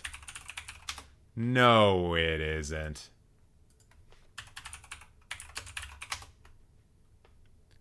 Yeah, I was right. What are you doing? This film isn't even in the Criterion Collection. And you call yourself a basic Criterion bitch. No wonder you're in training. No, but it's on the Criterion channel. Oh, that doesn't count. I mean, it's your challenge, but that doesn't count. That opens you up to so many films that aren't even in the Criterion Collection. Breaking the Waves is very face-centered. Like, I know that Stellan Skarsgård plays a priest in that film, but it's too sexy. It's not sexy, though. I don't know. It just feels like a weird one. Like, watch Passion of the Christ or something like that. That's more of a faith film for me. But it's also not in the Criterion Collection, so never mind. What do we got going on in the films, though? Ew. What, you're going to ew Passion of the Christ? A film directed by an anti-Semitic person? Nobody should watch that. I think I watched that on Easter when I was a kid in a movie theater. People were literally on their knees praying during parts of that film. Weirdest movie-going experience in my life. And I have seen Rocky Horror Picture Show with a live shadow cast. So, there you go. So what do we got going down here? What's at the bottom? What's the worst film that Sebas has ever seen? Apparently, it's a film called Get Over It, starring Kirsten Dunst and her? Wait, isn't that... Yeah, that's Mila Kunis. Wait, Shane West is in this? Like... Shane West, oh wait, no, I'm thinking of someone else. I'm thinking of someone else is fine. Wait, Zoe Saldana's in this film too? The hell is going on here? Cisco, the Thong Song guy, is in a movie. Who directed this? Ella Enchanted, The Most Hated Woman in America, Billy's Hollywood Screen Kiss. Yeah, not a lot of big films here. Wild. I didn't even know this existed. And I kind of wish I still didn't. Preparations to be together for an unknown period of time. I feel like I've seen that. Don't really know anything about it. Oh, no. I haven't seen that. What else we got going on here? Knock Knock. That's pretty low. I think Knock Knock is better than 1.5. I think it is. And Crash is way better than a 2. It's like a 4-star super horny movie, man. Come on. Might even be a 4.5. What, you don't like the horny movies? Boo. Horny movies till the end of time. Oh my god. Possessor and Titan right beside each other with 2.5 stars. No. This, I think I'm safely saying the Possessor's 4.5. Titan, have I rated Titan? I have. It's a 4. Yeah, I think that's a good call. Good call, TJ. Good stuff. After Sun at a 3. Ooh, Water Lilies with 2.5. I haven't seen Water Lilies, so I can't speak to that. But yeah, I'm sure that's probably wrong. I'm sure it's probably wrong. Oh wait, what are some of the comparisons here though? What are some of the comparisons? Like, There Will Be Blood and Tar at 2.5 stars is just hilarious when I look down and I see, God, Diary of a Teenage Girl at 3 stars, Renfield at 3 stars, Tar and There Will Be Blood, worse movies than Renfield, I guess. What? My guy, no. Almost at Australian Mad. You'll know for sure when you hear me pronounce no with just a fistful of vowels. What do we got up here at the 5-star, though? Only 6 5-star films, and 3 of them are Wes Anderson movies? Man, you must be psyched. You must be super psyched for that new Wes Anderson film, Asteroid City, that's coming out, or had just come out this weekend. Marriage Story, a 3? I mean, I don't agree with it. I'd put it at like a 3.5, maybe a 4. The performances are quite good. But yeah, Life Aquatic, Grand Budapest Hotel. Man, you really are trying to be a basic Criterion bitch. Maybe try harder, though. Maybe try harder. It seems like you're not even going after, like, the classic Criterion films. Like, I'm not seeing Fellini. I'm not seeing Wells. I'm not seeing a lot. I'm not seeing anything here in terms of, like, the all-time classic Criterion films. You gotta maybe add that to your list. You gotta add that to your list for sure. Maybe that is what I will recommend for you when we take a look at your watch list. Maybe you have some old school Criterion films in here. Maybe I can help you on your path to basic Criterion bitchness. No, I guess, yeah, there's no Lynch. Ooh, Dead Ringers. Dead Ringers. You can't, it's in the Criterion collection, but it's not, like, active anymore, but it's there. That could be a good one. It's still not what I would call a classic. Like, it's not a Kurosawa, you know? It's not a Fellini, as I said. But I could go with Dead Ringers, because it is, like, the all-time best Canadian film, probably. You know what? Yeah, let's do it. Let's do it. You, Sebas, I am demanding that you watch Dead Ringers. Canadian film from 1988. I've rated it a 5-star. Fantastic, fantastic movie. It will blow your little mind. Very good stuff. And there we go. There's the Roast of Sebas number 2. No more Sebases for the rest of the day. That is the deal. Crash is a 10 out of 10 must-see masterpiece. If you're really into horny cinema, for sure. I desperately want to see The White Woman. I'd give my life for that. What is The White Woman? I see white women all the time when I walk around Toronto. Completely off topic, but I just wanted to say I just found out I'll be seeing The Flash tomorrow. Yeah, and as Emile says, good luck.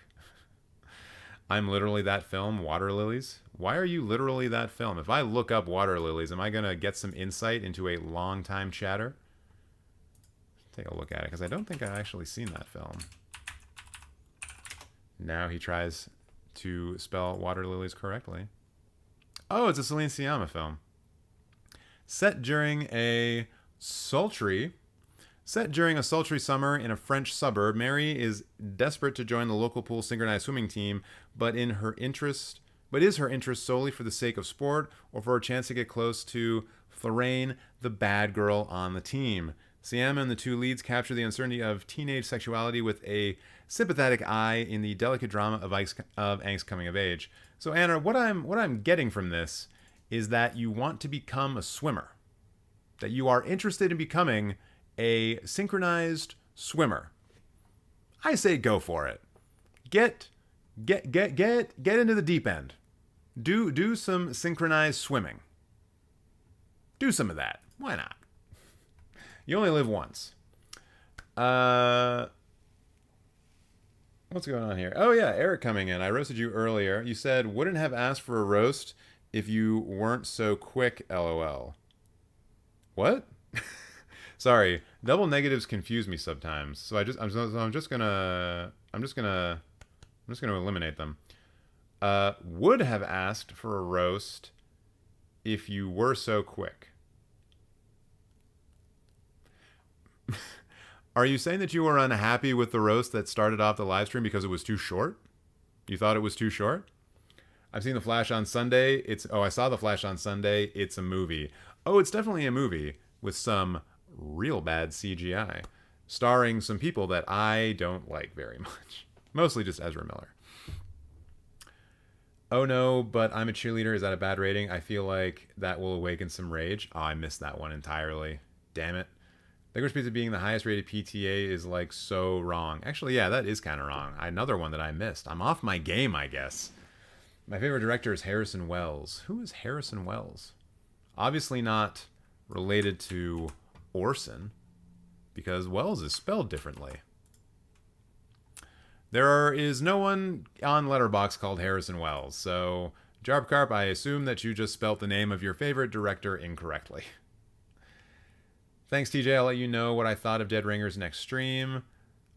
My pleasure, and thank you so much for supporting the channel. Just watched After Sun, and I don't think I'm the same person anymore. That is true. That is true. After Sun does have a way of changing people on a fundamental level, which I think is one of the reasons why it's so gosh darn good and why I want people to watch it. I'm sad and angsty and do things to get attention from pretty girls, but I scared them away with insane ball facts. All right, Anna. Here's what we're going to do. You are going to give us in chat an insane ball fact, and we're going to workshop as a community a way for you to turn that ball fact into a way to rizz up a lady. I think that's what the kids say. So give us an insane ball fact, and we're going to workshop this, and we're going to turn this into a positive for you. You have to make your insane ball facts work for you. So what else we got going on here? I guess we can move on to the next roast. No way did he just say rizz up. Yo, this is one of those things. Okay, this is something you all are going to experience when you get fucking old. And you're going to think back to this moment and you're going to be like, oh my God, TJ was right. There's this terrifying thing that happens to you when you become like outside of the cultural conversation in terms of like what slang is being currently used, where you mostly have to just infer what things mean based on context. So there is no doubt in my mind that I just used that term rizz up incorrectly. But based on the context that I've seen it used in, I think I'm right. And like, yeah, obviously I'm going to be like a cringy old man because I am one in internet terms. So yeah, I'm going to say things like that. I probably, if these live streams were even somewhat popular 2 years ago, I'd probably be like dabbing or whatever the fuck you guys were doing. Maybe I'd be smoking, maybe I'd be vaping. I don't know. Let's see here. Hey girl, are you a ball? Because I want to know everything about you. Jarbcarp, that doesn't make sense. And that's not a great one. That's not a great one. Let's see.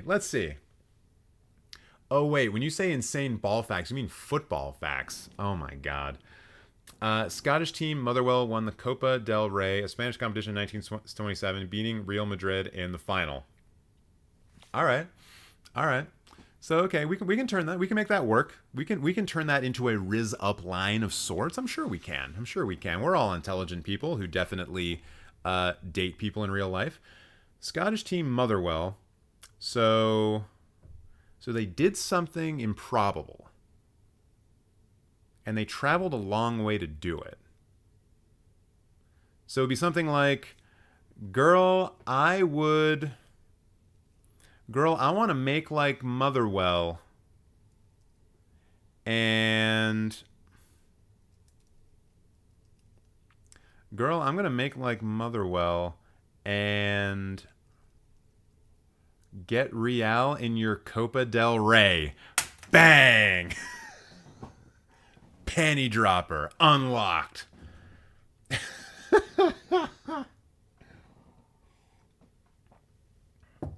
I just let the autism win sometimes and run. No. Just say the thing that I just said. You'll be fine. 100%. No doubt. The Riz will be too much.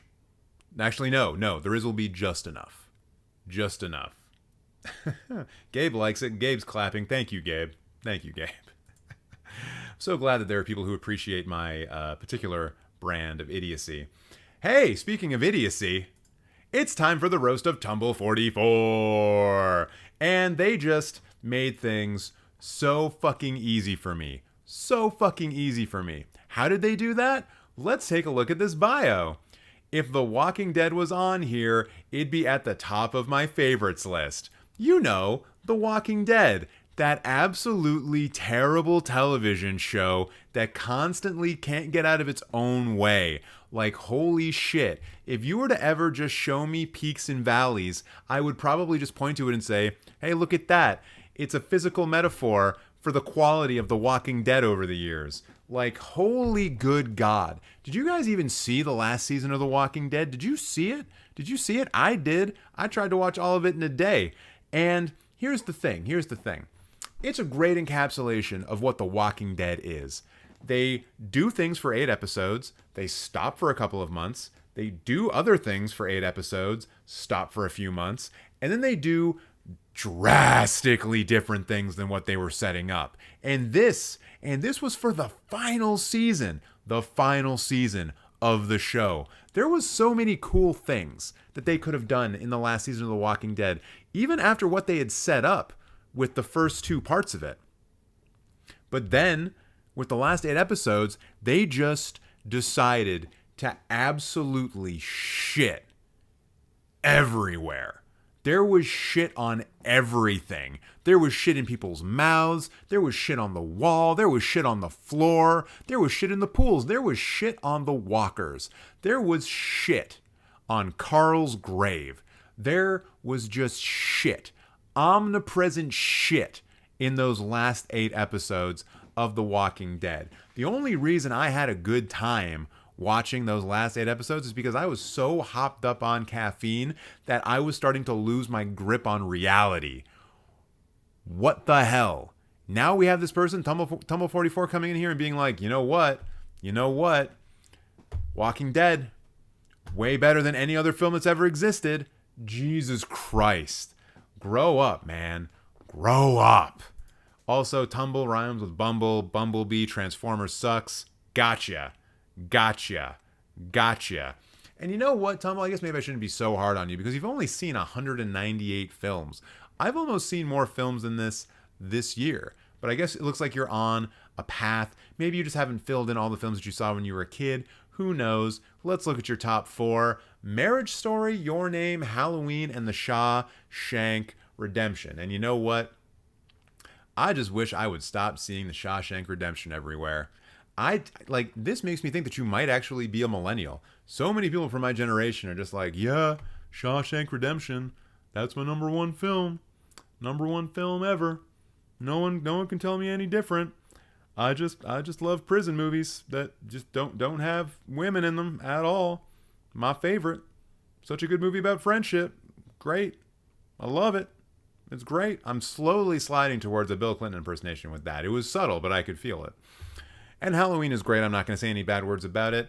And as I said already, Marriage Story has some good performances in it, and Your Name I have not seen. So what can I just say about this top 4 in general, though? It's a little weird. It's almost like you were saying to yourself, I like 4 very specific genres: prison movies, horror movies, anime movies, and movies about people getting a divorce. And you just said, what were the best films that encapsulate those 4 things? And then you just kind of came at this. And you know what? Based on the genres that I just listed, you're probably right, actually. I think this is the best prison movie, and I think this is the best horror film, if not one of the best horror films. This is, I think, well known as being like one of the best anime films. And Marriage Story is definitely one of the best films about divorce.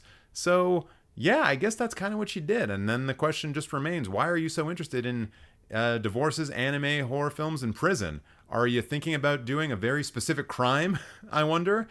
I hope not. And then we got down here in the recent activity. It looks like you're gearing up for the new Indiana Jones film, except you're doing it incorrectly because you rated Temple of Doom over Raiders of the Lost Ark. Jesus H. Balls. And I'm not talking about the balls that Anna tries to riz girls up with. No, I just don't understand this because to me, the cinephile supreme, it's quite obvious that Raiders of the Lost Ark is a far superior film than Indiana Jones and the Temple of Doom. Far superior. So superior. Absolutely superior. But you know what? You gave Passion of Joan of Arc 4.5 stars, so I will forgive it. And then we look at Penguin Blood, one of your recent reviews, which you just say, Andrew Lincoln makes me very happy. That's a guy from The Walking Dead. You're such a stan. You can't even think clearly. I don't even know what this movie is. What the fuck is Penguin Bloom?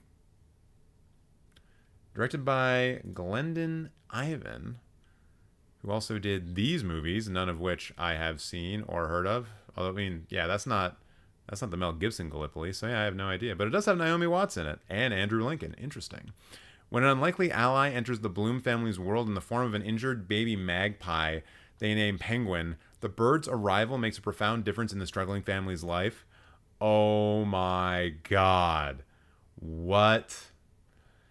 This is like some Disney Channel bullshit, man. This is like Wide World of Disney type shit. If you were in Canada, and I guess they also had this on ABC in like the 80s and 90s, but you would have like the Disney movie on a Sunday.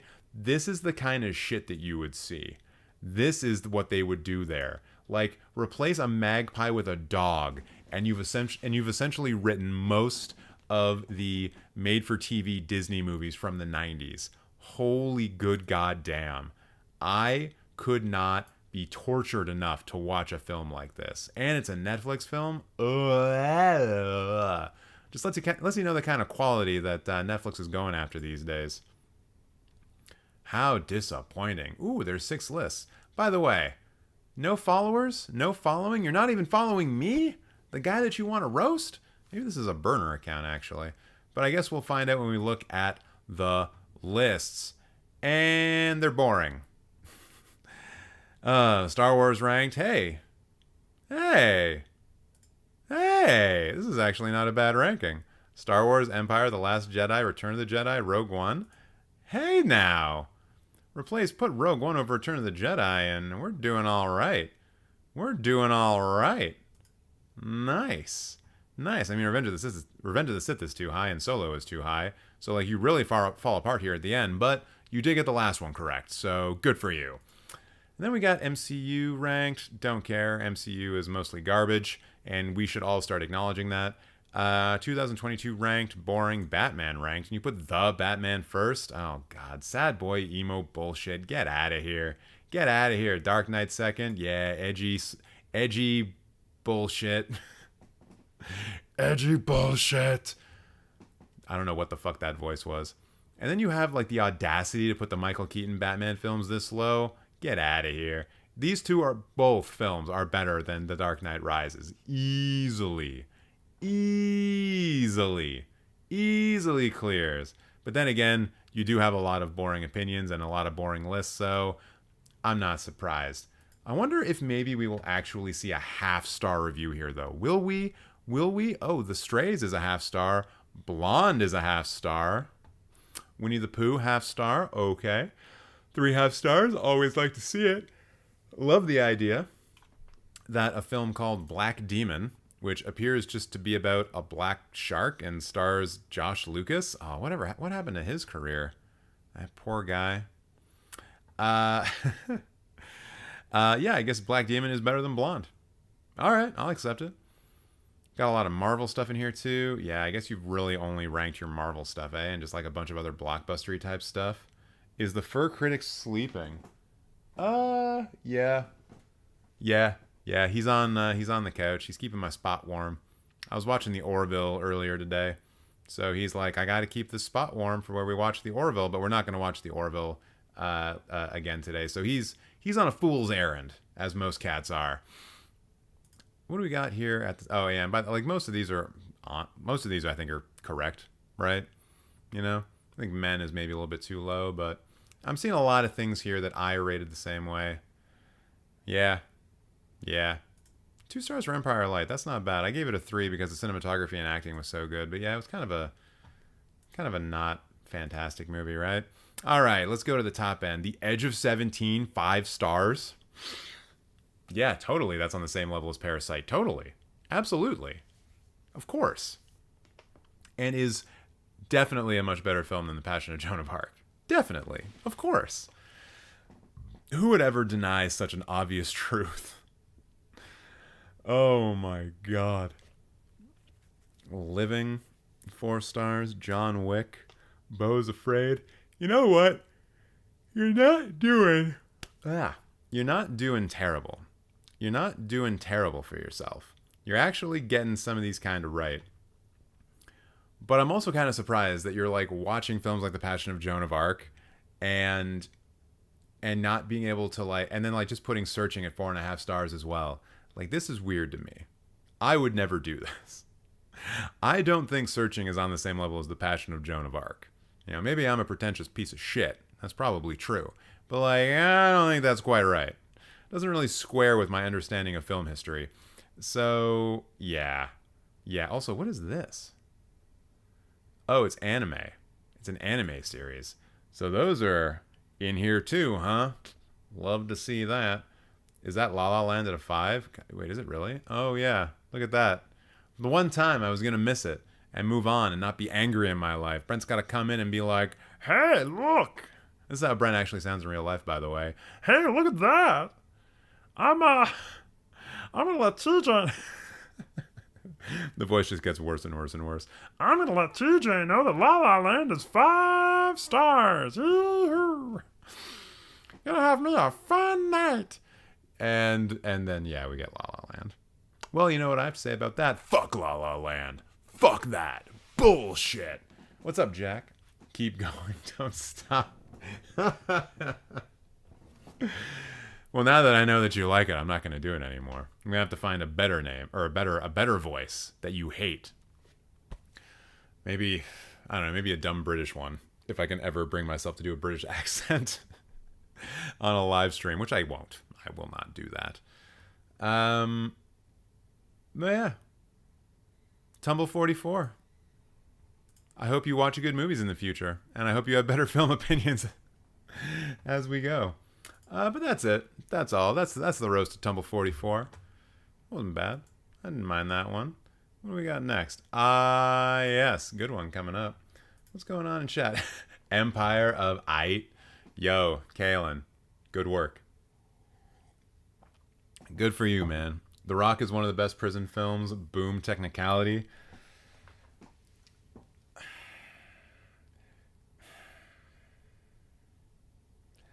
I don't know if I fully agree with that. Like, is Die Hard an office film because it takes place in an office building? No. I don't think The Rock is about being in prison. It's just about terrorism that takes place in a prison. So I'm gonna say that The Rock is not actually a prison movie. Shawshank Redemption is a prison movie because it takes place in a prison and it's about being in prison. I think that's the difference. Also love when people just write out fart. Yeah, I know people are literally locked up. They're hostages. Although I guess you can make the argument that people who are in prison right now are just hostages of a terrible criminal justice system that is more into punishing people than it is turning them into functioning members of society. So maybe they're all hostages. Maybe all prisoners are hostages. Michael Bay is highly overrated, but that's just me. So here's the thing, Genesis. Here's the thing. I tend to agree, although I think Michael Bay is very routinely shit on, like, all the time, especially for his Transformers films. But The Rock is one of, if not the best action films of the 90s. And maybe one of the best action films ever made. It just is. It is a goddamn camera movement ballet. It is just incredible from front to back. So much awesomeness going on in there. And I think when you look at some of his other films, like Bad Boys or Armageddon, like the films that he was making more in the mid-90s, like in that era, they were certainly more watchable. But then as he got beyond Armageddon, that's when I think Michael Bay just started turning into not good. Just very not good. A very not good person. Well, no, I'm sure he's a fine person. I actually don't know anything about Michael Bay. But his films got not good after Armageddon, like very not good. And don't forget, The Rock and Armageddon are in the Criterion channel. Or excuse me, are in the Criterion collection. Don't forget that. Along with RoboCop. He does have an eye for action, and his shocky humor fits with certain films like the Friday the 13th remake. He didn't direct that, though. 2 Purple Hearts, 3 Silver Stars, and a Congressional Medal of Jesus. Yes, I remember that line from The Rock. Thank you. Thank you very much, Brent. And I think, if you look at Ambulance, which is probably the best film he's done since Armageddon, yeah, he does have a great eye for action and pushing the envelope, but I think he just gets a little bit too extreme. I think Michael Bay would probably be considered like one of the best directors ever if he were to just like honestly tone it down a little bit. Curb that Bayness just a tad. Bay came full circle. It's all wonderful oversaturation now. I wouldn't say that it's wonderful. RoboCop is great, though. Yeah, I know. Bonjour, Joseph. Comment ça va? It's the only French I know. Baseploitation. Yeah, I guess you could call ambulance that for sure. It's not a bad saying. Hey everyone, Jack's here. Hey y'all, I'm on my lunch. What's happening? Oh, you know. Ça va bien et toi? Comme ci comme ça. Je fatigué? Je suis fatigué? Hey, I actually know more French than I remember. But that's it. I've exhausted my French, Joseph. If you want to communicate with me, please do so in English. Actually, you know what? Weirdly, I can kind of read French. Like a tad. I can usually, through context clues, figure out what people are saying in French if I'm reading it. Cannot speak it.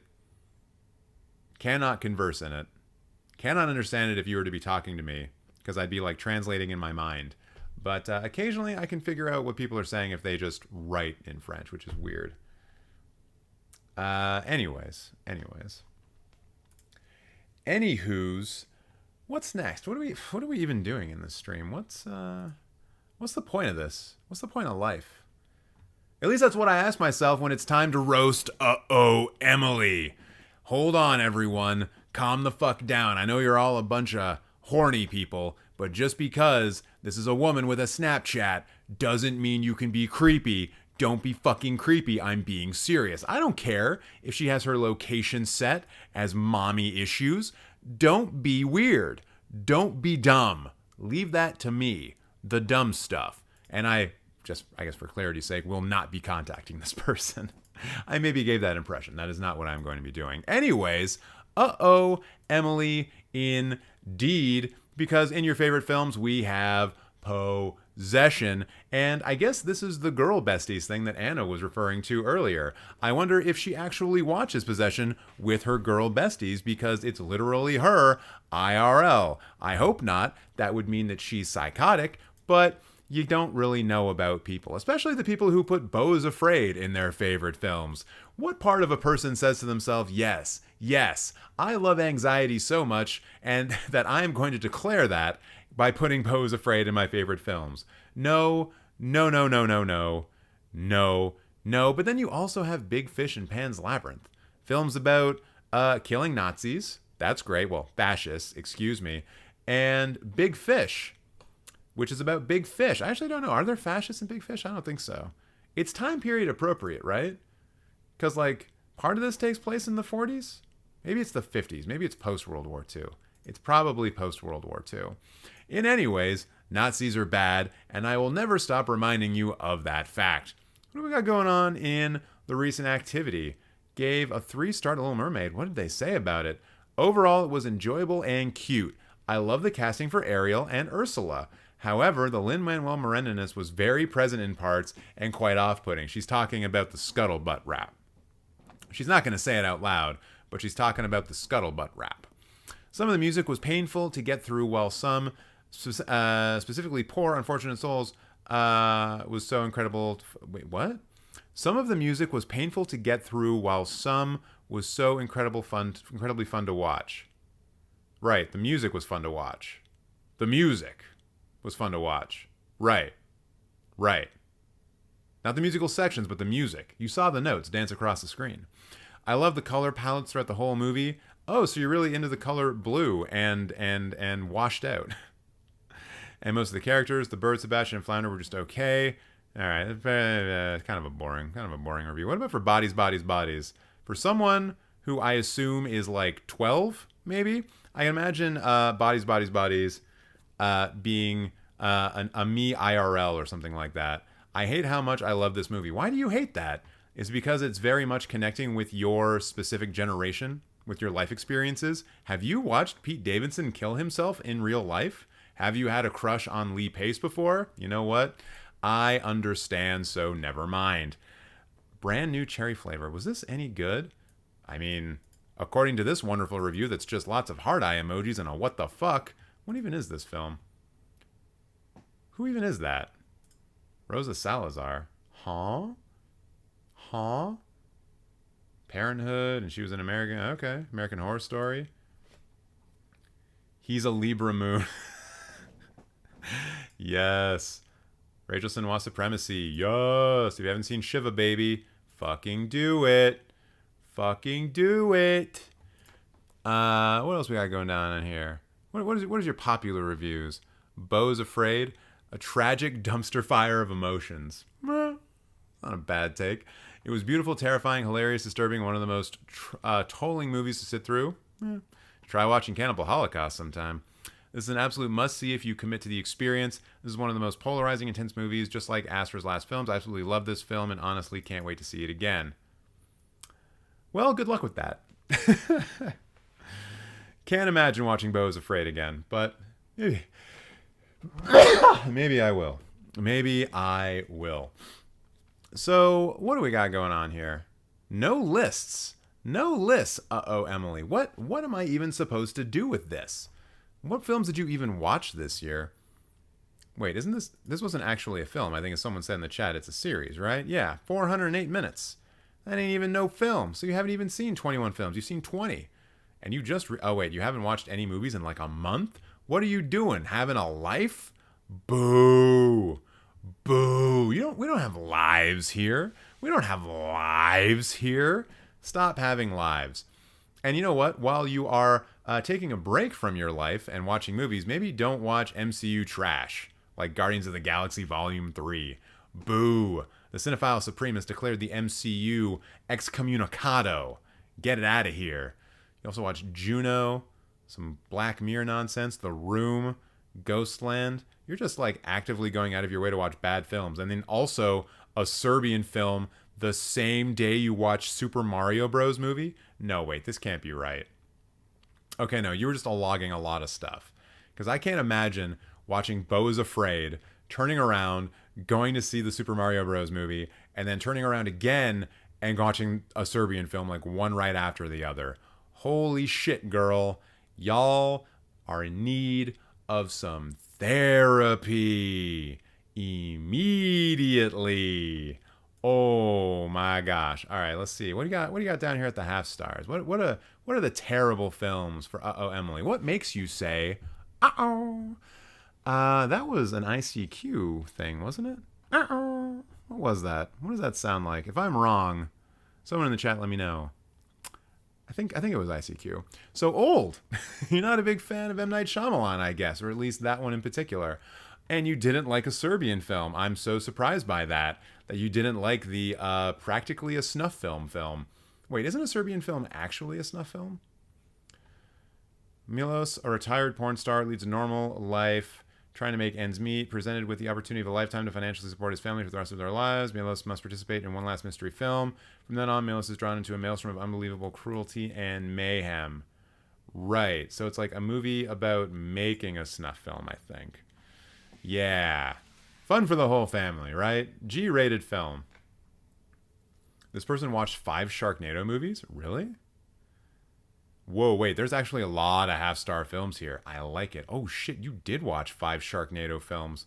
And Megalodon. And another film called Megalodon. Wait. The Mummy from 1999, Emily? The bisexual awakening of my entire generation? That's a half star?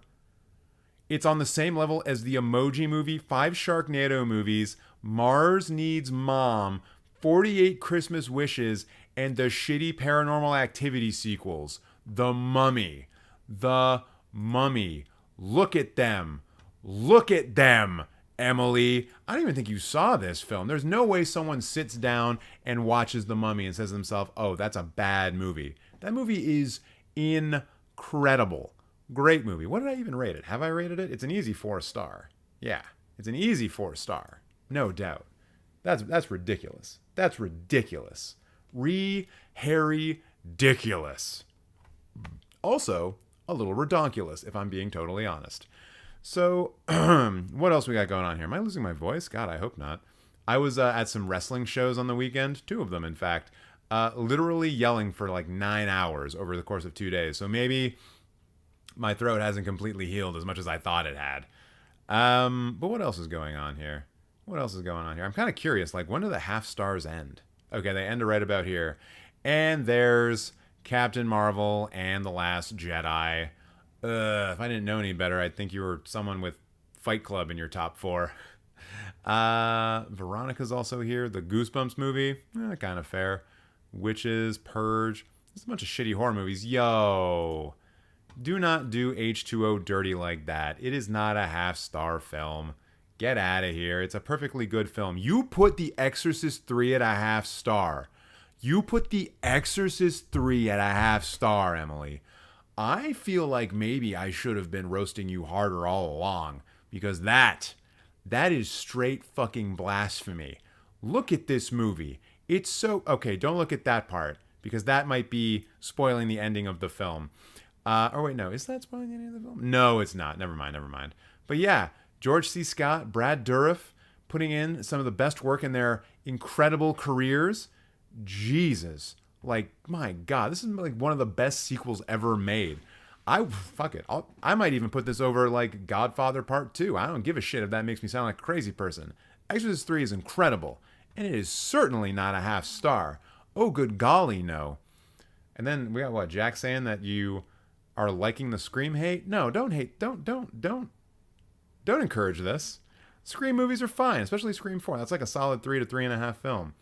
2 and 3, it's probably 2.5 stars each. Maybe Scream 3 is a 2-star, but they're fine. They're perfectly serviceable. But Jesus, Emily, you watch like a lot of horror movies. A lot of horror movies. So that's cool. I wonder if we're going to see any horror movies up here in the top, in the 5-star. Hey, look, Pulp Fiction, 5-star. Also, Fight Club and Goodfellas. If you didn't have Portrait of a Lady on fire right there, I just would have declared you a film bro on the spot. Totally agree with that Tar rating, though. No, Tar out of 1 is incorrect. Very incorrect. Very, very incorrect. Dude, she has Texas Chainsaw at half-star. Wait, the Texas Chainsaw Massacre? The original? Well, I need to see that with my own eyes. Because, I don't know how much more upset I can get with this profile. Where is it? I don't see it here. Freddy vs. Jason. Tar shouldn't be 1, but I didn't love it like I should. You don't have to love movies in any particular way if you don't want to. But, also, acknowledge the greatness of Tar. You must. Yeah, I don't see Texas Chainsaw here. Was it on page 2? I'm not... Oh, no. There it is. Right beside the birds? What? Emily, okay. Let's just have a conversation, me and you, right now. Did you do some of this because you knew that I was going to be roasting you eventually? Because this feels like a personal attack. This honestly feels like a personal attack.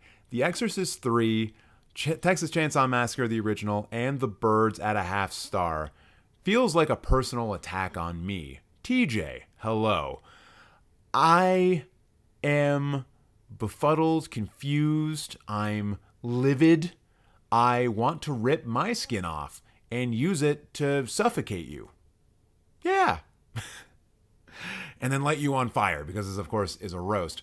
I don't get it.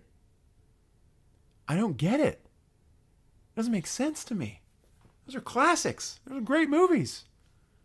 No, Emily, no. No. And what else we got going on here? Stepped away from this kind of quickly. Apocalypse Now, 4.5 stars. Good to see. Entire History of the World, I guess. Oh, the Fur Critic has gotten up from his slumber. Yeah, you are a big kitty, aren't you? Possession, 4.5 star. Makes no sense. How do you dunk on Texas Chainsaw Massacre and then go goo goo gaga-eyed over Possession?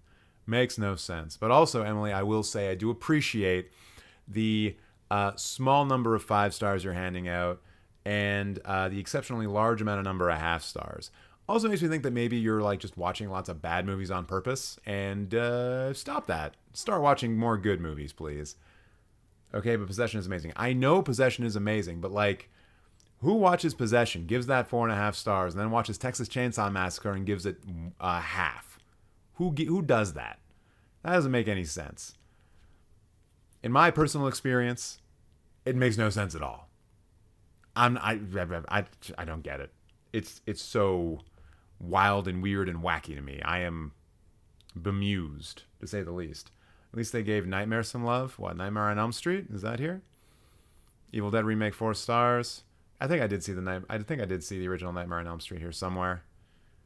Nightcrawler, Clue. Yeah, I mean, a lot of these are not bad takes. You know, a lot of this is good. I just can't help but remember the ridiculousness of Texas Chainsaw Massacre, The Birds, and Exorcist 3 at a half star. It's just, ugh. That would be a neat feature of Letterboxd, finding users who give one film a certain rating and another film another rating. Oh, see, like if there's like how rare a certain like combination of ratings is. Yeah, that'd be fun. That'd be fun. But you know what? Letterboxd has only been around for like a decade. I'm sure that they haven't had enough time to implement that kind of very easy thing to do. So what can we say about this? What else can we say about Emily? Other than indeed. And also, I think Possession, she gave it a 4.5 stars. So why is it in your favorite films, Emily? Why is it in your favorite films, Emily? I'm actually kind of curious about your watch list. I'm not going to recommend anything because I can't. This film's not out yet. I have seen this film and I have not seen this film. So I'm not going to tell you to go see Django Unchained. I'm not going to do it. But I guess that's all we can do. And I will remind everyone, don't message this person, even though they've put that shit here. Don't message them. Don't be creepy and weird. That's it for the roast. Don't be a creepy, weird person. Please and thank you. What did they rate Missing? 3 stars. 3 stars. So let's go back to the chat here for a second. Honestly, I don't know how many more of these I'm going to do because I can feel my voice kind of fucking off a bit. And I don't want to completely ruin it because I'm going to be recording a video tomorrow, I think. So we'll see. We'll maybe do a couple of more. She should watch The Boy in the Striped Pajamas. She will get traumatized. Django Unchained, a Star Wars story. That would be kind of interesting. Yeah, sure, do that.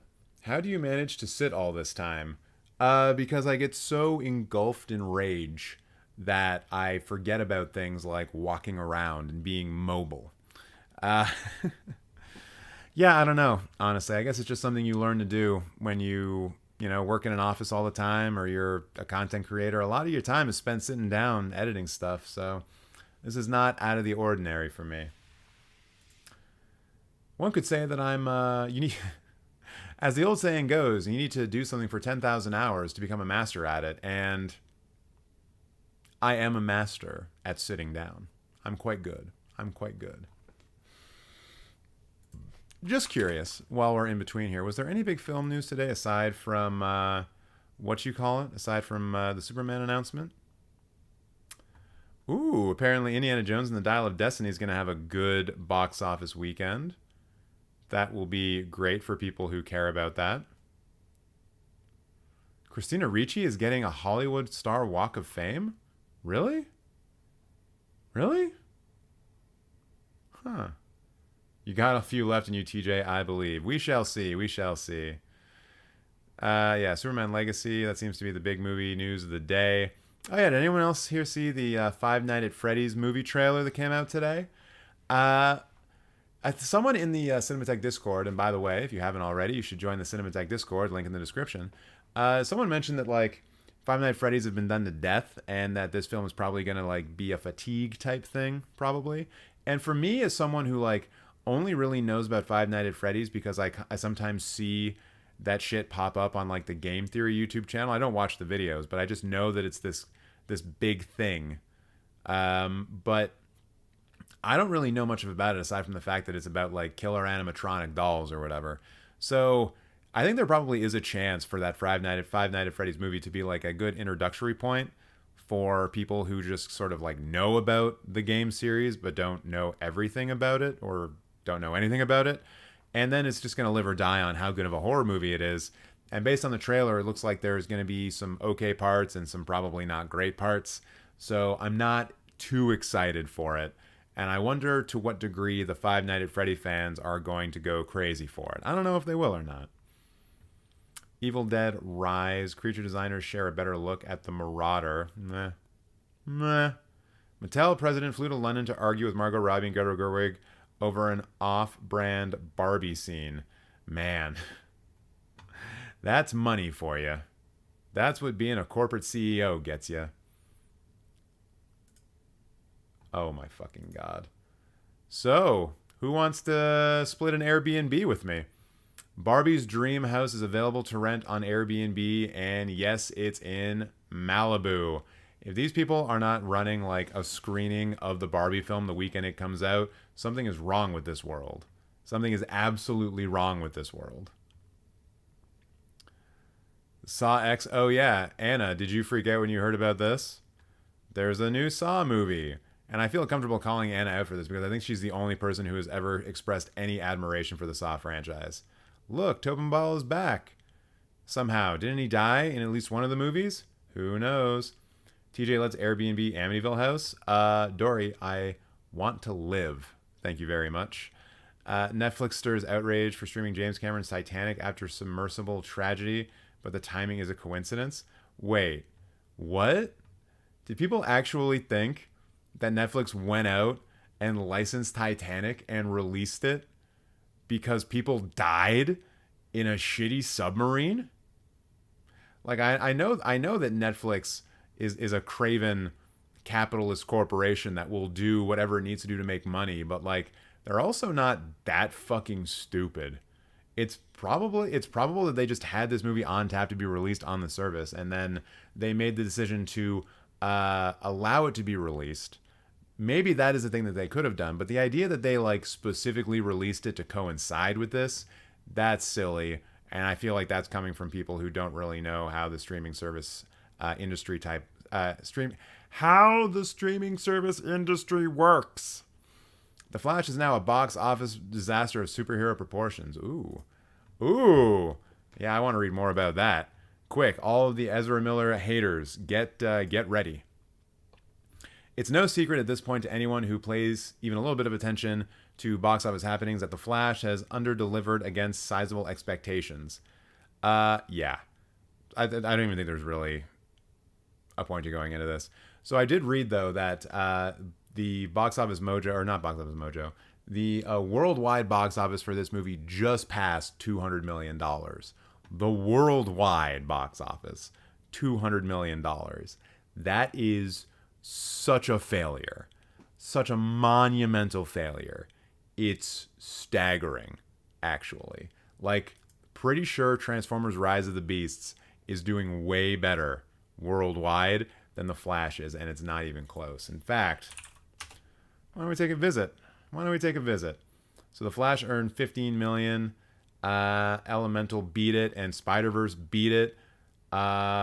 Flash almost dropped down to 4th place, and Rise of the Beasts, 342 million. Like, this Transformers movie that literally no one cared about, that is performing better internationally, and I think maybe even domestically at this point, than the film in the DCEU that was supposed to, like, save it. I guess not. Jeez, why is it doing so bad? I think the quality of DCEU films has caught up with them. I think that people can no longer expect to go into a DCEU film and watch a good movie. I just think that expectation has been entirely removed and gutted. I think that there was a lot of backlash against Ezra Miller about this film being released because of Ezra Miller's extracurricular activities. And I do think there might be a bit of multiverse fatigue setting in, especially with Quantumania not doing so well, being very much about multiverse type stuff. Or really, I guess that's more of just what the MCU is heading towards. And then also you had a very good example of how to do a good comic book movie with Across the Spider-Verse. And anything that is compared directly to it is going to look way worse, and I think people are going to be less interested in it. So, yeah, there you go.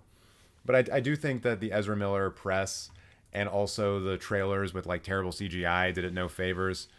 It's it's just not a movie that I think anyone was excited about. But you know what they are excited about. Do you know? Do you know what people are excited about? I bet you have an idea of what people are excited about. Yeah, you know. You know, because they're excited about the Roast of Regan 075. That's right. Someone who apparently loves The Exorcist so much that they have their name being Regan or Reagan, whatever the hell it is, but they forgot that the film came out in 1973 and took a big old L when they put the 75 on the end. Guess what, Reagan? You suck. And these economics are not going to trickle down, so you're going to suck for a long time. So what do we got going on here on Regan's profile page? We got a nice little image here from the Evil Dead poster. Fun stuff. Apparently they love movies and they're a horror fanatic. And oh my God, look at that. They live on Elm Street, which means they live in perpetual fear of being killed by Freddy Krueger, who will come to you in your dreams and slice you up with his knife fingers. He's gonna kill you. He wants to kill you, and he's not gonna stop until he does, Reagan. I don't think being possessed by a demon is going to stop him either. Shout out in the chat if you would love to see a Freddy Krueger versus demonically possessed Reagan film. Yes, please. Let's do that. And what do we got here going on in the favorite films? At least your profile picture matches your number one film, Evil Dead. So often we see people declare things in their bios and with their profile pictures, and then they just completely forget about it and ignore it. And so I'm happy to report that Reagan is not a complete idiot. And yet, they have Fellowship of the Rings here, which is, of course, not as good as The Two Towers. V for Vendetta, which is, of course, not the Wachowskis' best film. Wait, did they even direct? No, this is... Shit, they were producers on this film. Never mind. Still, though, The Matrix is better, so fuck it. I'm still right.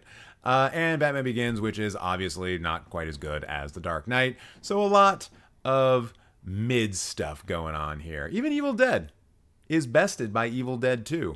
Each of these films, actually 3 of these films, bested by its sequel. And V for Vendetta didn't really get a sequel, but I'll just say that The Matrix that came out 6 years before V for Vendetta is a sequel to V for Vendetta. And none of you can tell me otherwise. So, yeah. Just gonna move on to the recent activity. Toy Story Shaft, Guardians of the Galaxy Volume 2, and Guardians of the Galaxy. It's a bit of an up and down. Bit of an all over the place recent activity. A lot of color, though. I like that. Look at all this nice color. The orange.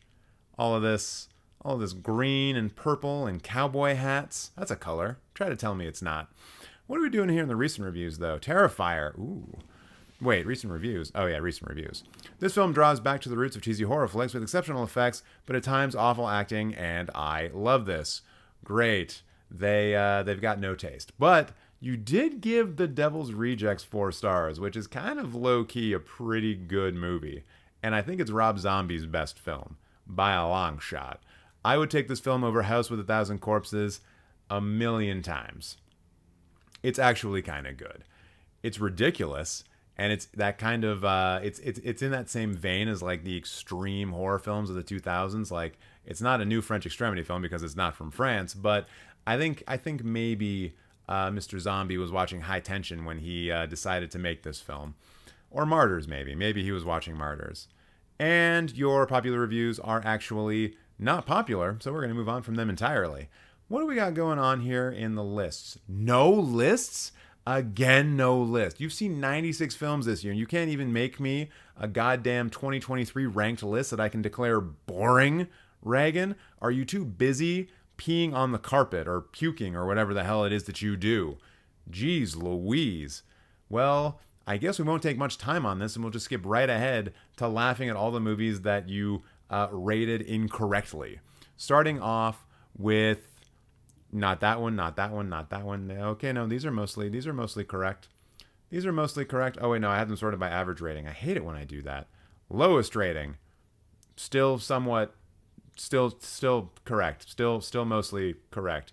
Man, remember when they did Journey to the Mysterious Island? Who was in the first Journey to the Center of the Earth movie? Was it like Will Ferrell or something like that. Because I don't think he did. I don't think Will Ferrell did, or excuse me, I don't think that The Rock did the first Journey to the Center of the Earth film, right? I don't think that was him. Correct me if I'm wrong, though, chat. Maybe they were born in 1975? Jarb Carp? I do not give a good gosh darn. And that's mostly because... Actually, no, I can't even lead that into a good joke, because a lot of these ratings are pretty fine. Oh, wait, there we go. Journey to the Center of the Earth. Who was it? It was Brendan Fraser? Oh, shit. I should watch this. All right, who directed it? Is it a decent director? No. No, it is not. Oh, no. Wait, which came first? So after doing Journey to the Center of the Earth, a first-time director, they gave him Yogi Bear to do. Cool. Real cool, guys. That sucks for Brendan Fraser. I wonder if that was part of one of the last films he made before he kind of was like blacklisted because that one guy's a piece of shit. It's terrible. So sad what happened to Brendan Fraser. Such a nice guy. Such a good dude. What do we got on the top end? Guardians of the Galaxy? Alright, we're dealing with a child. Dealing with a child. You're giving Guardians of the Galaxy, the first one, 5 stars. You haven't watched much. Because you're a child. And then you gave The Shining 4 stars. Oh my god. You think fucking Minions The Rise of Gru is better than The Shining? Yo. I might have been joking before when I said we had a child on our hands, and now I am convinced. I am very much convinced that we are dealing with a child. Literally, this person is putting Killer Clowns from Outer Space on the same level as An American Werewolf in London. A horror classic. Classic. Did this person say that they were a horror fan? What the hell is going on here? How can you be a horror fan and not be able to distinguish, like, incredible awesomeness from not? Although, in fairness, I haven't seen Killer Clowns from Outer Space, but then again, it's called Killer Clowns from Outer Space and looks like this. So I think that maybe I'm on to something. TJ, this guy ranked a Lego movie ahead of Terminator 2. Yeah, because they're a child. They're a literal child. I think this is well established now. Although they gave Mandy a 4. That's not a movie that children should be watching. It's weird. Also, Cocaine Bear at a 4. Yo, Blade would wipe his ass with Cocaine Bear. And then he would shove that Cocaine Bear into a vampire's mouth and send that vampire out into the sun. And then the vampire would burst into flames. And then everything would smell like burning vampire, burning bear, and shit. And maybe cocaine. Fuck this. This is stupid. Cocaine Bear is a terrible movie. Blade is dope. And every opinion here is wrong. All of their opinions are wrong. Blade versus Cocaine Bear would be low-key fire. Blade would win. Blade would just win. He's got a fucking sword. And he's a vampire, kinda. He just kill it. He just chop his head off. You're like, brr. The man killed the literal blood god. He's gonna have no problem with a Cocaine Bear. Alright, who is letting their kid watch horror movies and Cocaine Bear? I don't know. I mean, this person's probably like 15. They're probably 15. That'd be my guess. And they're running through some of the oldies and whatever. And by oldies, I mean like The Terminator is probably a really old film for them. Alien is a really old film for them. But they did give The Thing 5 stars. They did give The Thing 5 stars. Hey, they saw Deathgasm. That's cool. Did I see Deathgasm? Yeah, I've seen Deathgasm. This is a New Zealand film, right? Yeah. It's a New Zealand horror comedy about a metal band called Deathgasm. 2 teenage boys unwittingly summon an ancient evil entity known as the Blind One by delving into black magic while trying to escape their mundane lives. This is essentially the Evil Dead, except I think the Necronomicon is like lyrics to songs or something like that. And then they become like really good at playing metal. And then obviously there's lots of like blood and stuff. Like you can see here in this bag, there's a decapitated head, like right there. See that? See that decapitated head? Yeah. Well, now you've seen the decapitated head. Also, kind of wished I looked like this in high school. I wasn't that far off. Like, you know, did a little bit of corpse paint. I had the long hair. Didn't have any of the bullet gloves. I actually made one of these spiked gauntlets, DIY with black electrical tape and nails. Never wore that one to school though. That was probably not against the dress code. A little bit against the dress code. But it's fun. It's a fun time. So, Reagan, I think that's all I got for you. Your watch list is pathetic and small. Please put better films in there. And that's it. There's your roast. Thank you for watching. Thank you for applying to be roasted. I appreciate that so much. And I'm going to go back to chat here for a second. You can feel my voice slowly disintegrating more and more and more. Where are we at? We're 2.5 hours in. Ooh. I just wanted to say your streams are really good. Thank you, Mustafa. I appreciate that. What's up, TJ? How you doing, Jesse? Glad to have you here. All right. Oh, yeah. I guess we already went after that.